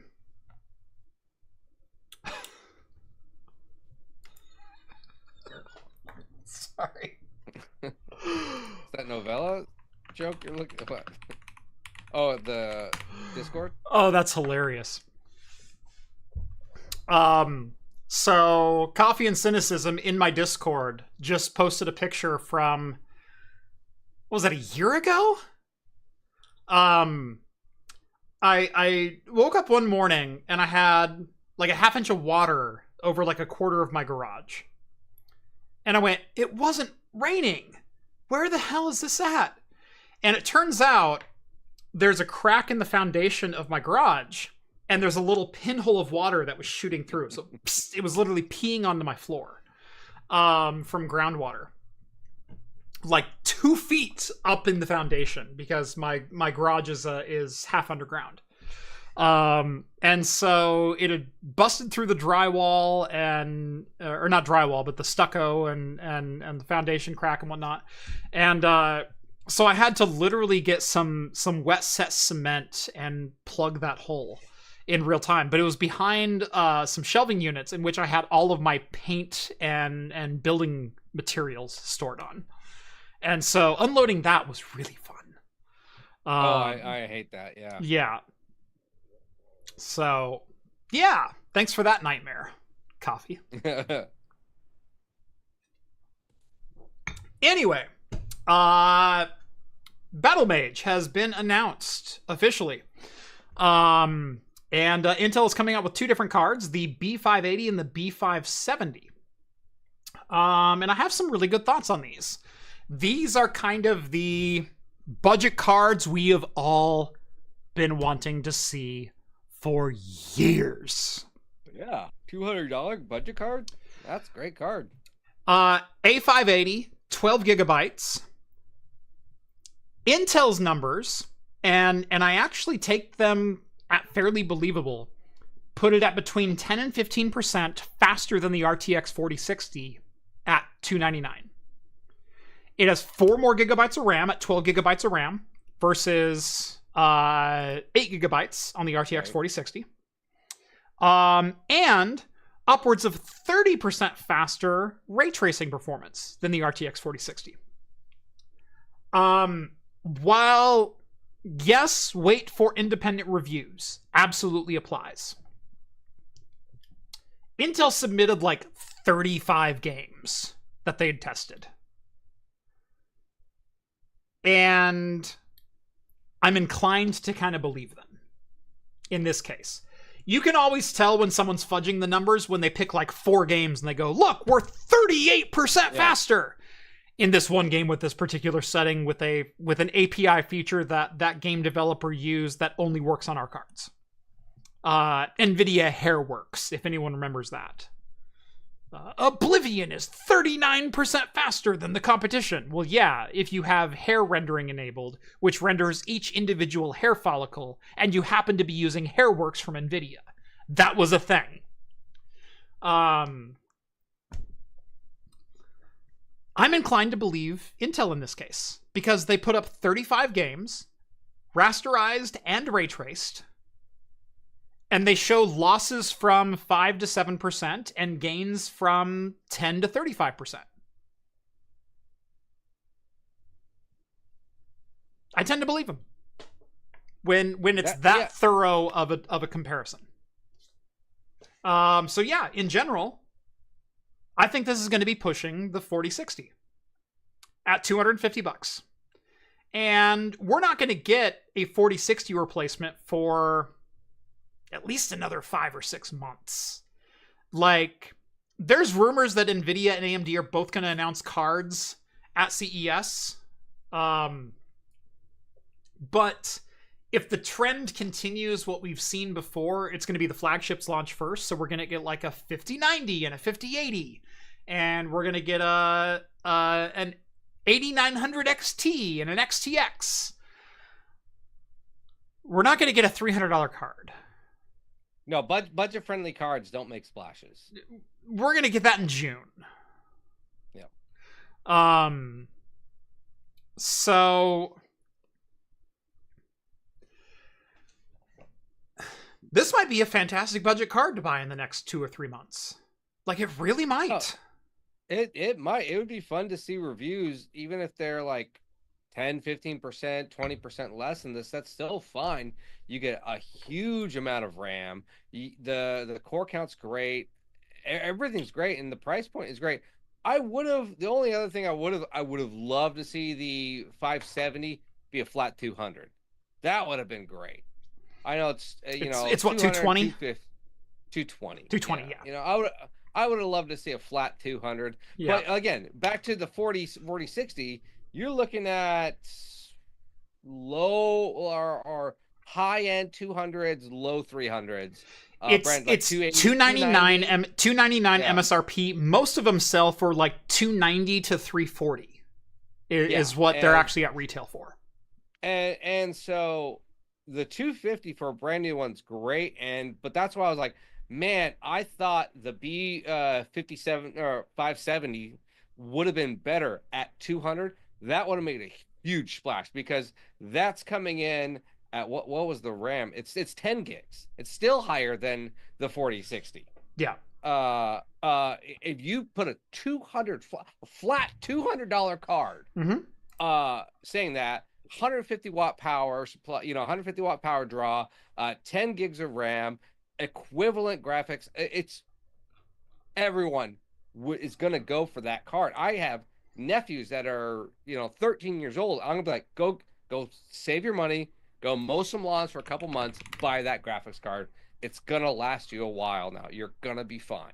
Yeah. And it's only $200. You're gonna find brand new budget gaming rigs with that graphics card in it doing great. And I think these two are going to be some of the new great graphics cards if they are even close. Even if they give 80% of what they're saying, these are great looking cards. It's cool. I actually kind of even like the look of it with I do the too. front end I do too. with the zero fan. It's all solid steel. That's kind of cool. It's all around cool. I like it. Yeah. I love the value proposition of this card. Intel drivers have been getting better and better and better as the months go on. There's really nothing that's stopping anyone from using an Intel card at this point. As far as, modern gaming is concerned, or even retro gaming is concerned. Are Intel drivers as great at retro games as other AMD and NVIDIA cards? No, but it's powerful enough to brute force its way through it, which is all you can ask for. So you're only going to be getting 240 FPS instead of 390 in retro games. But again, budget. Who cares? You're going for a budget. Yeah. Yeah.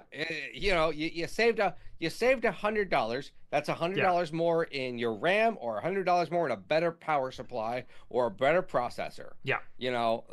That's a big deal. Yep.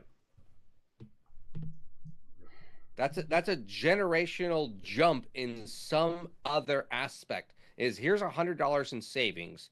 You can jump a generation or an upper model, whatever, in either a processor, some extra RAM, better hard drives. I don't care, but you can do stuff with $100. Yeah.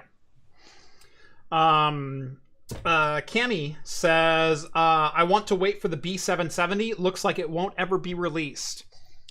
I have heard through the grapevine, and I'm not going to reveal any sources here, that Intel had 2 dies on tap for Battlemage.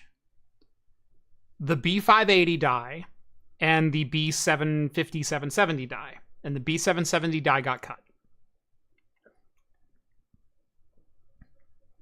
So take that for what it is. I don't think we will be seeing a higher tier than the B580. I think Intel is releasing a budget graphics card, and that's all we're ever going to get. Again, not a hard... It's kind of weird we saying this, but that's kind of what AMD did.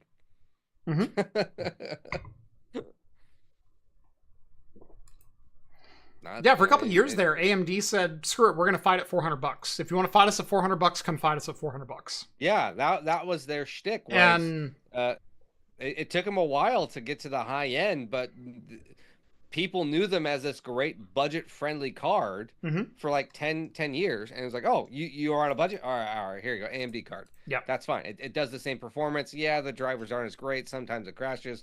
You're fine. Yeah. But you save $200. Yeah. You know, and yeah, that might be where this is heading. Who knows? Yeah.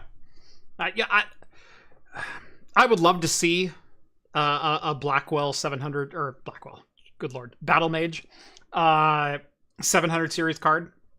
I'd love to see it at $399. I think Intel would be competitive, but and who knows, with a new CEO coming on board, maybe it'll finally see the light of day. But I don't know.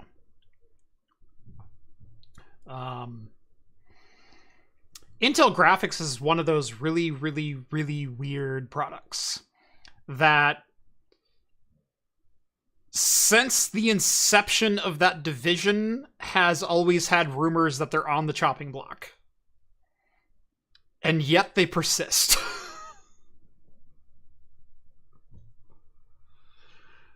Rumors of our demise have been greatly exaggerated, although not as great as we would like to admit.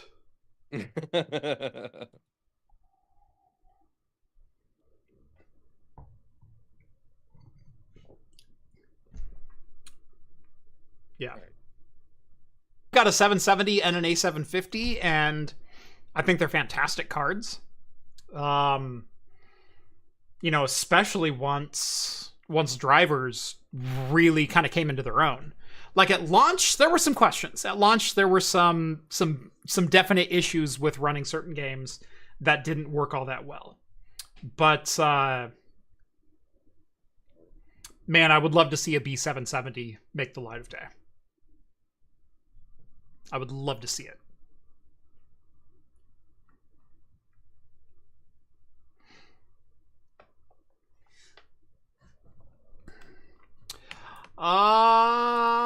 The FBI warns everyone to stop sending text messages. This one's a little weird. Because the FBI is warning against sending SMS messages, simple messaging service messages, which are plain text. And the reason they're saying that is because they're worried about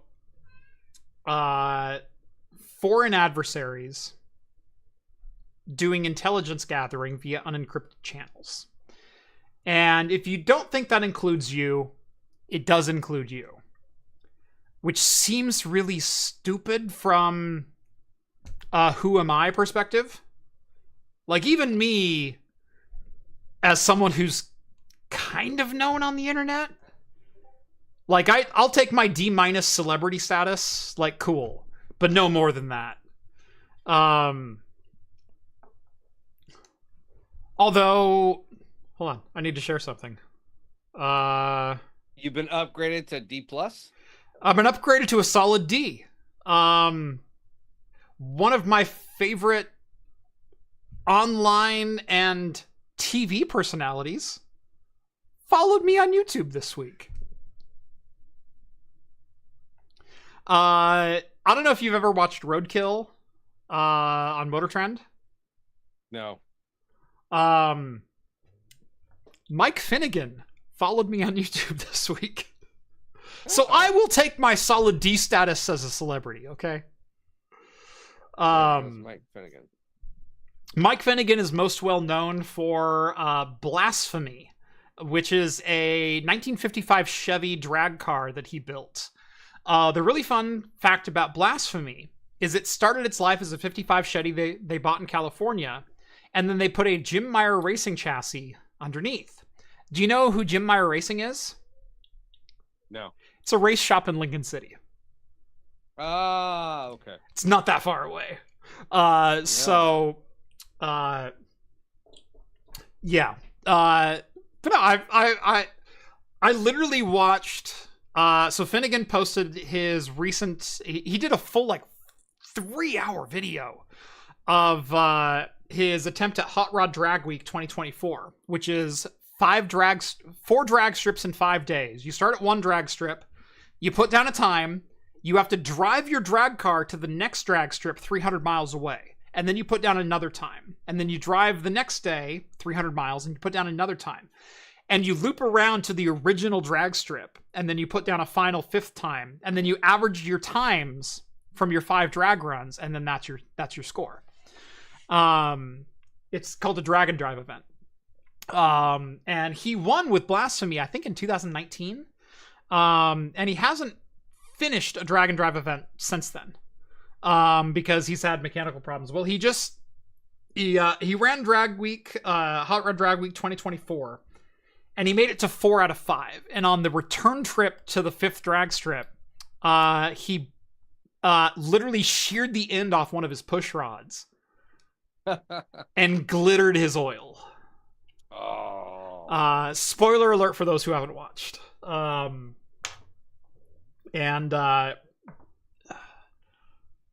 was so heartbroken watching that. But I'm watching that Monday night. I'm finishing up his second part of his video, which is almost 2 hours long, and I'm watching that, and I'm like, oh no, Mike, that sucks, no.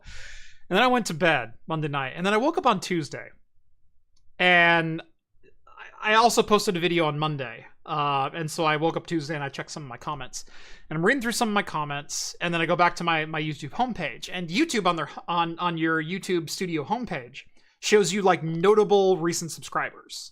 Yep. Subscribers with so many, or people who just subscribe to you who have a subscriber count above whatever have just subscribed to you. And I looked down and Finnegan's Garage is sitting right there. And I went, why is Finnegan on my...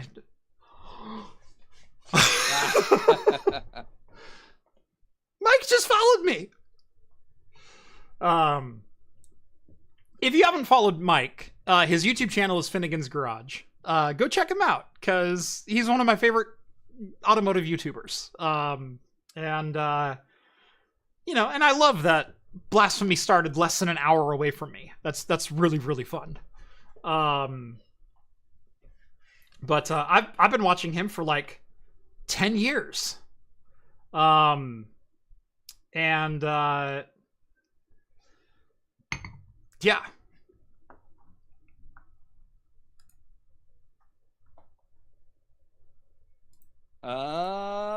But yeah, text messages. Yeah. And YouTube car guys, they intertwine. Apparently. But no, we were talking about like my celebrity status, and it's like, no, I get followed by like Mike Finnegan now. Yeah. I'm someone. Okay, there you go. But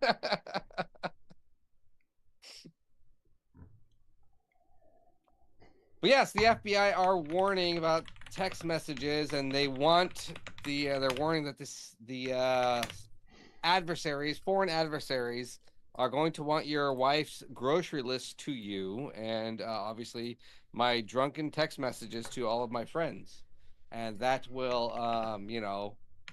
hurt me apparently somehow, as if you couldn't already understand who I am already. But yeah, Yep. Yeah, Skull just posted a link to Finnegan's channel. So yeah, go subscribe to Finnegan's Garage. I'm sure my 136 concurrent users will make a big dent to his 950,000 subscriber count.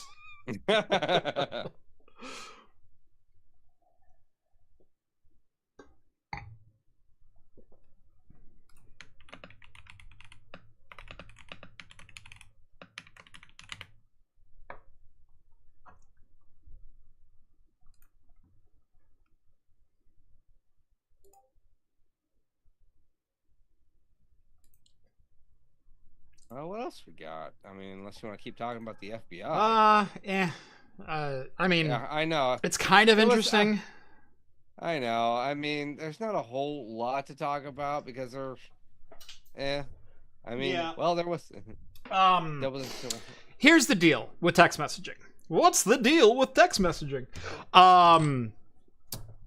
Is modern text messaging, either through iMessage or even Android's RCS, it's all encrypted. Now, Together, yeah. the companies that run the text messaging do own the decryption key to those. Apple does not, but Android RCS, I believe, does. It is two-way encrypted, sender to receiver, but there is a decryption algorithm available, I believe, for RCS. I could be wrong, but maybe not. But who knows? I know iPhone has one-way keys that are not decryptable by Apple themselves. There's not a lot of people that are just sending bare SMS messages anymore. Even Android to iPhone in recent months has started to become encrypted. So rich media messages are starting to become encrypted, even cross-platform. So if you have a flip phone, maybe think about sending to WhatsApp or using a plethora of encrypted messengers like Bluesky or WhatsApp, or I'd say Twitter, but I have doubts about that at the moment, just based on who's in charge. Selfies should always be encrypted. Absolutely. And as Allison says, there's encryption and then there's encryption. Yes. Look, the thing is, though, I want all of my selfies out there. I want as many hits as possible. This is the best way to get it out there. That's the truth. Yeah. Yeah. Now, my drunken selfies, everyone's going to know me now. There's going to be a warning. I want to be able to find an AI version of me that I didn't make up. So that way I know I'm famous. Ashton sends over a $5 super chat. Thank you very much. So foreign spies are bad, but our own government is chill. Got it. I'm saying you shouldn't trust anyone. I'm just saying. Are you the gatekeeper or the keymaster? I don't want to be the keymaster, and I'm certainly trying not to gatekeep.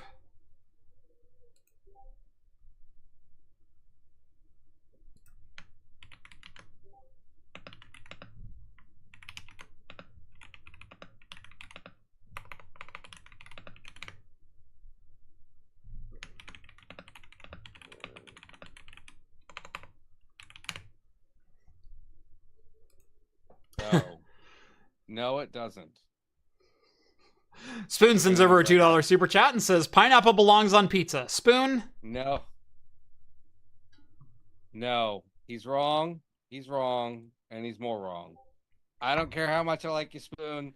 That's wrong. The only way I concede on that point, you can have a bite of pineapple and a bite of pizza. It does not get baked on the pizza.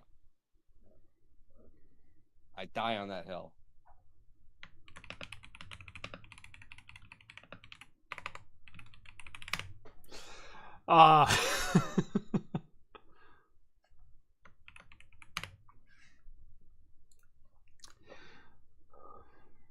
And we're dropping frames again. I'm blaming YouTube.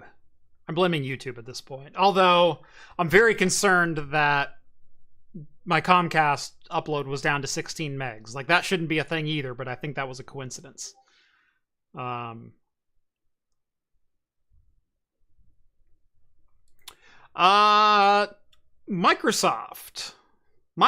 is doubling down on hardware requirements for Windows 11 as Windows 10 starts spinning down. So Windows 10 will become end of life. What is it, June of 2025? I think it's June. Is it? Yeah. Ouch. Man. I don't know. October 2025. You got 9 months, John. I'm not switching. I'm going down with the ship, Jeff. I'm going down. I was there with XP. I was there with 7. I'm going down with 10. And you're an idiot for it. Nope. 11 sucks. No, I hate the interface. it doesn't. I hate the interface. Hey, John. So much. John. It's so bad. John. It's so bad. It's no worse than Windows 10. It's the start menu's in the middle. I'm going to riot. No, no, When, not that. There's command prompt is worse. Why? Because so it's much PowerShell? worse. I agree. PowerShell sucks. I agree. PowerShell sucks too. I can't go to control panel without Windows going to its own stupid little, oh, I want to guide you this way to our options instead of, no. I want the actual, like, hardcore control panel area that I'm used to in, like, XP and 7. I want that back. Give me that. That's what I want. I can't delete a printer in 11 without 7 steps. It's so annoying. It's just, it's so annoying. Some of the things. Okay, there are some things about 11. I like the skin of 11. It looks nice. It's pretty. I just don't like some of the common functionalities of getting around places. It's so... It reminds me of Windows 8 and their whole we're going to tiles aspect. It's as annoying as that. That's how annoying 11 is to me. It's like, yeah, I just can't. I just can't. It's different, but I will argue that Windows 11 is less bloated than Windows 10. Okay, I'll give you that. Okay. I will argue that once you figure out how to use the OS, it's smoother than Windows 10. It is. Depending upon the PC, I guess. Best Windows involved work group, says Veronica. I could not agree more.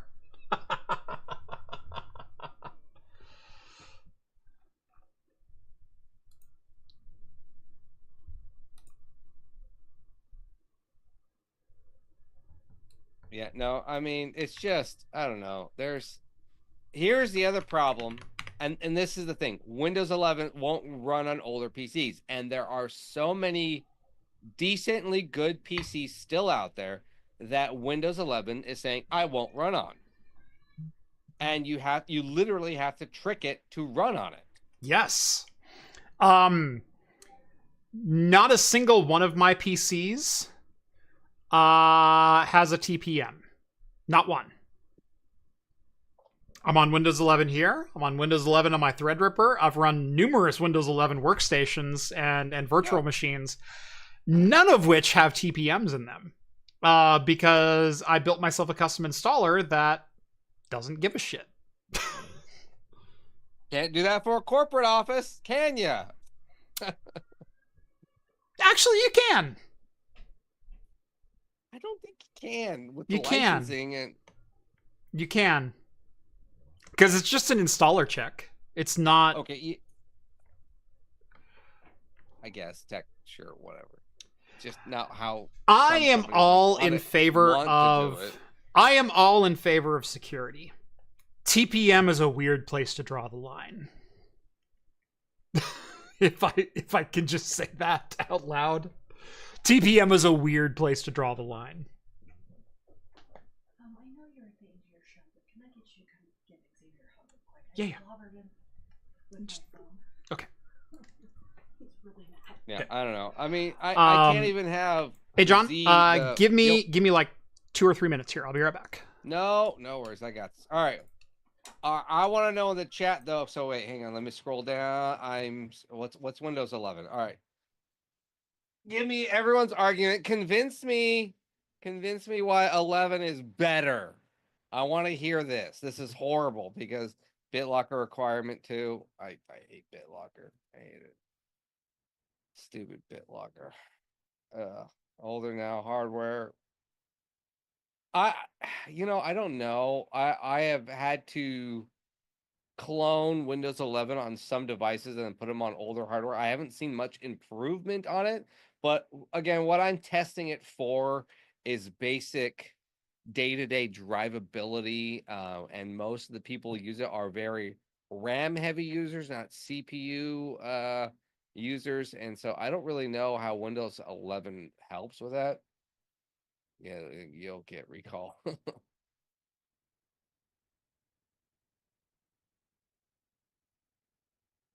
You know, I might like Windows 11 better because there's less default icons on the toolbar and all the crappy pre-made installed software. I'll give you that. But I don't know. I still having to constantly install new printer drivers or different types of drivers and not being able to go into the control panel and uninstall it as via an admin. It is so difficult. It's not so difficult. It's 3 more steps in Windows 11 than there are in 10. And so again, just no. And just give me 12 and all the problems of 11 and you know what? Screw Microsoft. They've been stinking for the past 3 weeks right now with their whole 365. If anyone's ever had problems, I am so pissed off at Microsoft recently right now. Past 3 weeks. Their whole 365 Azure enterprise and email system is pissing me off. Yeah. Yes. And the fact that no one knows, oh God. And then Teams going down. Just and then Outlook. Come on. All right. Rant over. Okay. What are the actual comments? Okay. I started using levels and Win era tweaks in Windows 11. Okay. So actually, okay. Does anyone actually have any links or software or anything that actually auto tweaks 11 to be better? Because I have that for 10. But does anyone have something like that for 11? Teams sucks. Look, I'm licensed for Teams. It's better than what I Ring Central is what we used to use. Both are horrible. Yeah, that's a good point. Why'd they skip 9? I still want 9. 9's the it's like the ET cartridge from Atari. They made it and threw it out right away. It's in a ditch somewhere. They buried it in a mountain at a dump. All right, sorry about that. Not a problem. We were just complaining that Windows 9 never got released. And how much Teams sucks. Well, it's because 789. Oh, wow. That's a bad joke. John, I'm a father of 3. What can I say? I know that joke. I want 95 and 7 back.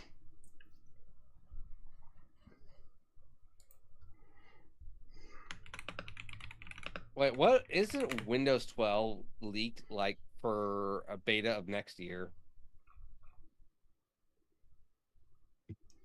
Cannot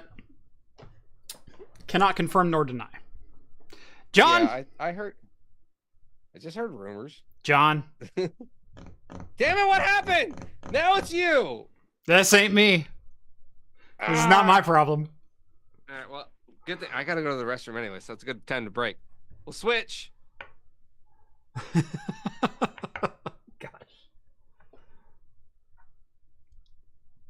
Gosh.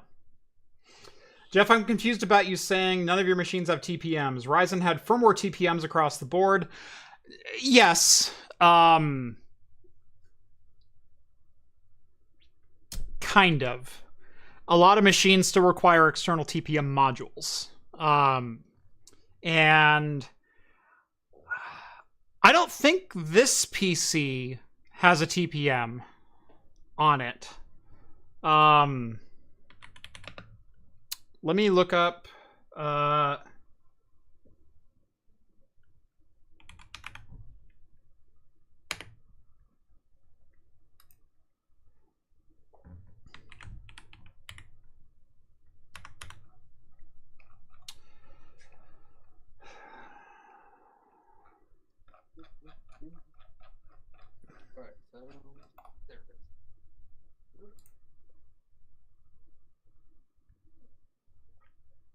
Yeah, I'm trying to remember what all I have. Anyway, I use a Windows 11 installer in which I modified to not do a TPM check. And so I install that thing on everything. TPM is the new name for Axe Effect.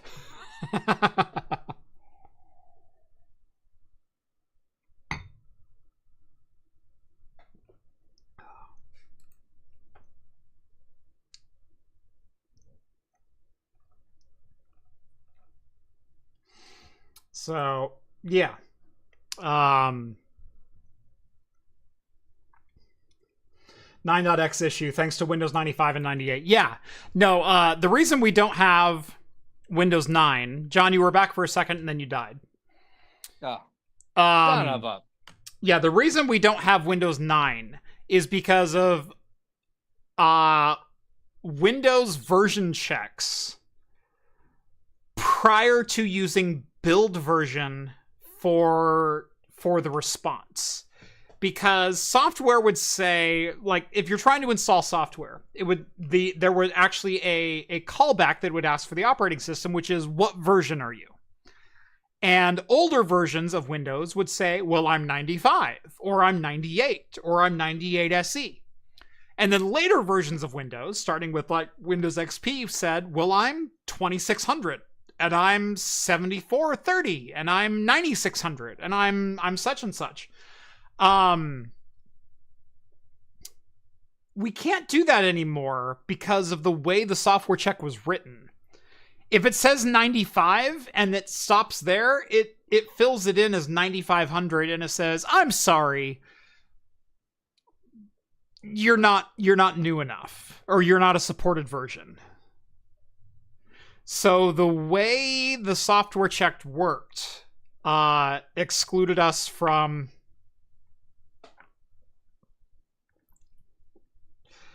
actually being able to do all that. So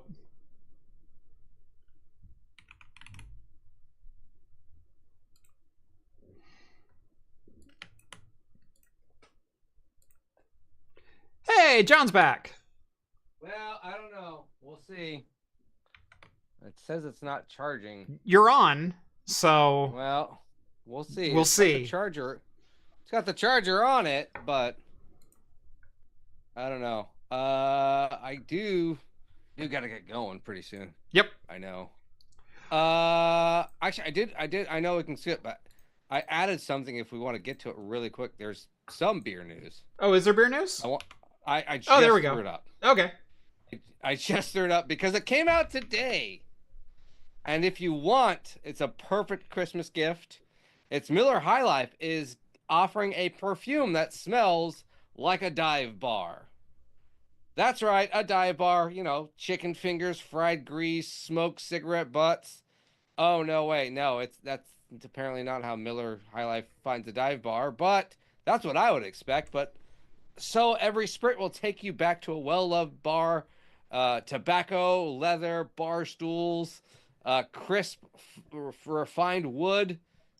That's not a dive bar. That's a very classy bar, actually. But okay, that's a cigar bar, and those are different things. I know.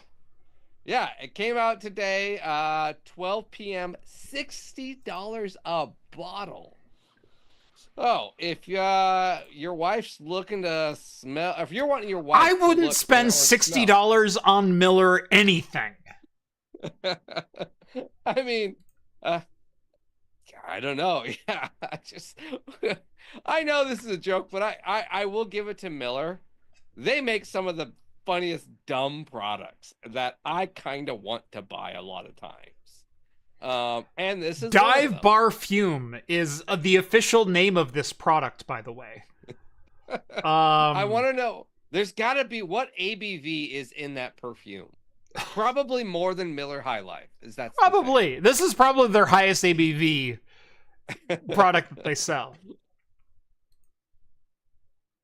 At 60 bottles per, I don't know, it was like 4 ounces. Yeah. So, yeah, limited drop, only out for the next 3 days. I did check. It is sold out today, but they're doing what it is a daily drop. So come tomorrow. There's going to be another drop. You can go Hold check on. it out for.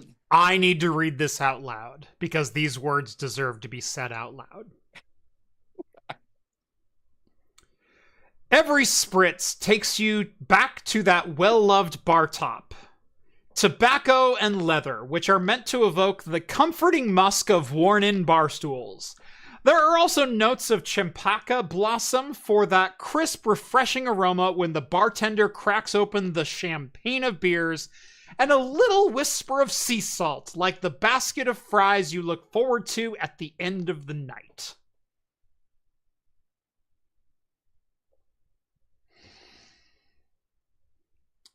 And really, when all those scents come together, it does sound like a delightful sniff.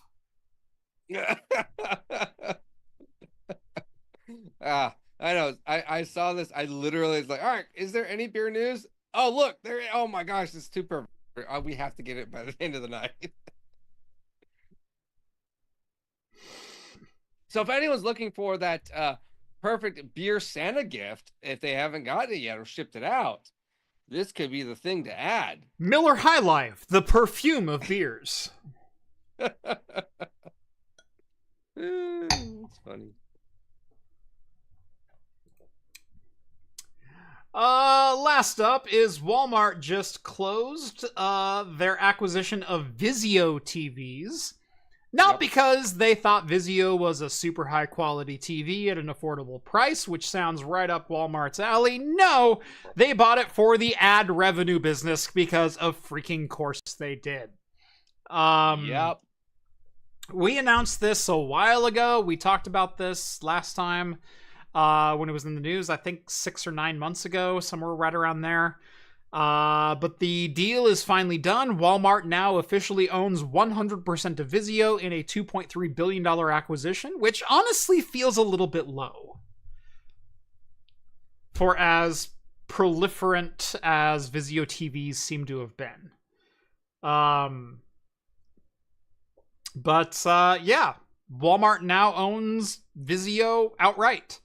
I don't know what that means for distribution, for sales rights. If Vizio will become a Walmart exclusive brand, or if they'll be continue to be purchasable at Costco and Best Buy and everything else. I have stopped seeing Vizio at Walmart or at Costco and other places, and so yeah. What was Walmart's other brand?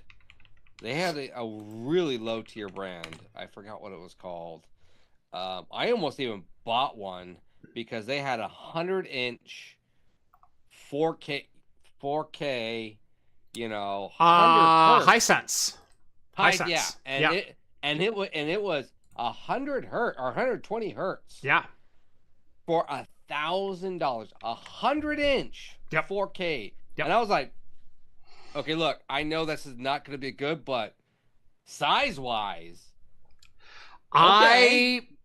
I am probably going to buy that panel because I don't know if you remember, but I did my AI background video, my virtual studio production video, where I generated AI backgrounds and then shot a video in front of them. Right now, I shoot those on a 55-inch screen. 100-inch is 4 times larger, which means I can get really big. The sidewall right here is dying for a 100-inch panel. Perfect. I want it for my size. I measured it in my living room, and I told my wife it's not gonna. It doesn't it's an inch away from her Christmas decor. I'm like, look, babe, it's perfect. Yep. It literally doesn't touch your decor. Yep. We're good to go. It fills up the whole up. What if we do a fireplace YouTube channel for the whole day? You know, we do a Yule log and we just throw it up. Yeah. Boom. There were 100 inches. There we go. It's just I just want to do it as it's one of those dumb persons I got a 100-inch TV. Yeah. Who's got 100? No, and not a projector, you know? Right. That's the thing. Because here's the thing. I have a short throw projector and I have 2 different screens for it. I've got a 100-inch physically mounted, electronic, up and down screen. Yeah. And then I have a 120-inch portable screen for it. And so every Super Bowl and a couple other events per year, we will break out the portable display and we'll bolt it up and we'll watch football in 120-inch, and it's freaking great. But as I think I alluded to this during my virtual studio video, getting a projector behind you is actually a lot of work because a projector is not nearly as bright as a TV can be. And so you have to do a lot more light isolation, a lot more light work, and it ends up being way more work than you think it will be. To get the screen at the right brightness with you at the right brightness in the foreground. And any light that you project on yourself will bleed to the background, which washes out and kills the contrast on the image. And so I worked for a week on getting my 100-inch pull-down screen with my short throw 4K projector working as a virtual studio, and I just couldn't do it. But a 100-inch LED that's just mounted behind me and at like arm's length that I can do some light isolation on, and if any lights hit it, it's not a big deal because it's an LED screen. I'm on board. Yeah. So, yeah. No, I want to. I think it was technically like 99.8 or whatever, but I don't care. Yeah, I know. Bigger than 55. Yep. I know. So I think I got a 75 in my living room. Yeah, so. my main TV is a 70-inch. Yeah. And it is mounted above my fireplace, but before people link me to /TV too high, I will remind everyone that my living room is 17 inches long, or 17 feet long. And so when I'm sitting on the couch, it is a very comfortable angle. And Hops and Brews has died again. Oh, I'm out. Yeah. He's out. Well, we were getting ready to wrap up anyway. So, cool. I gotta... Yeah, that'll work. I mean, can you hear me? I can hear you. Yes, you're good. All right. Well, so there we go. Yeah. We'll end the way we started with no John. I'm a ghost. Thank you all so much for watching episode 361 of Talking Heads. Subscribe to the channel if you haven't done so already. Hit like if you liked this video. Subscribe to Hops and Brews if you like the beer content on this channel. In fact, I think I have over on Hops and Brews channel 3 videos this month that are launching with me in it. So that's right. That's right. Including one which includes my intro, which is fantastic. Yes, one dropped today, and another one where Jeff does drink pickle beer. I do get him to do that. It's been years, but we finally got him to do it. I am so mad that is going live. It was worse than you think it is. Okay? Even I said it was the worst one. I will give a spoiler alert. We had 3 people, John, Steve, and then a really good friend of theirs, Jason, try to guess what the alternate flavor of a pickle beer was, and all of them got 3 out of 4 correct. However, one of them, John and Jason said that's the worst thing they've ever tasted in their life. And it was the only beer in which I poured, and like I'm pouring 4 pickle beers, blind taste test style for these people. And that beer, every time I poured, it's like, oh God. It was horrible. And I tried some. And he tried some. And there was one person who was like, oh, that's pretty good. I'm going to keep drinking this. Steve not only took that cup with him, he then polished off the can. This is all true. It's something to behold. So subscribe to Hops and Brews. There's some entertainment coming your way. Also, we just reviewed the Kirkland Vintage Ale from Deschutes Brewing, and that went live today. Phenomenal $10 beer. Like, if you're looking to, like, what does a barrel-aged stout taste like? That's what it should taste like. Yes, it's a great budget, 12%, $10 barrel-aged bomber, too. That's the other thing. It's a bomber. It's not just your 12-ounce, your 16-ounce, the middle of 22 ounces. 22 ounce. Good beer. Phenomenal barrel-aged beer. Yeah, and you get 4 opinions of it, so... Mhm. It's a great. I like the video. I only messed up once in the editing, and that was the intro.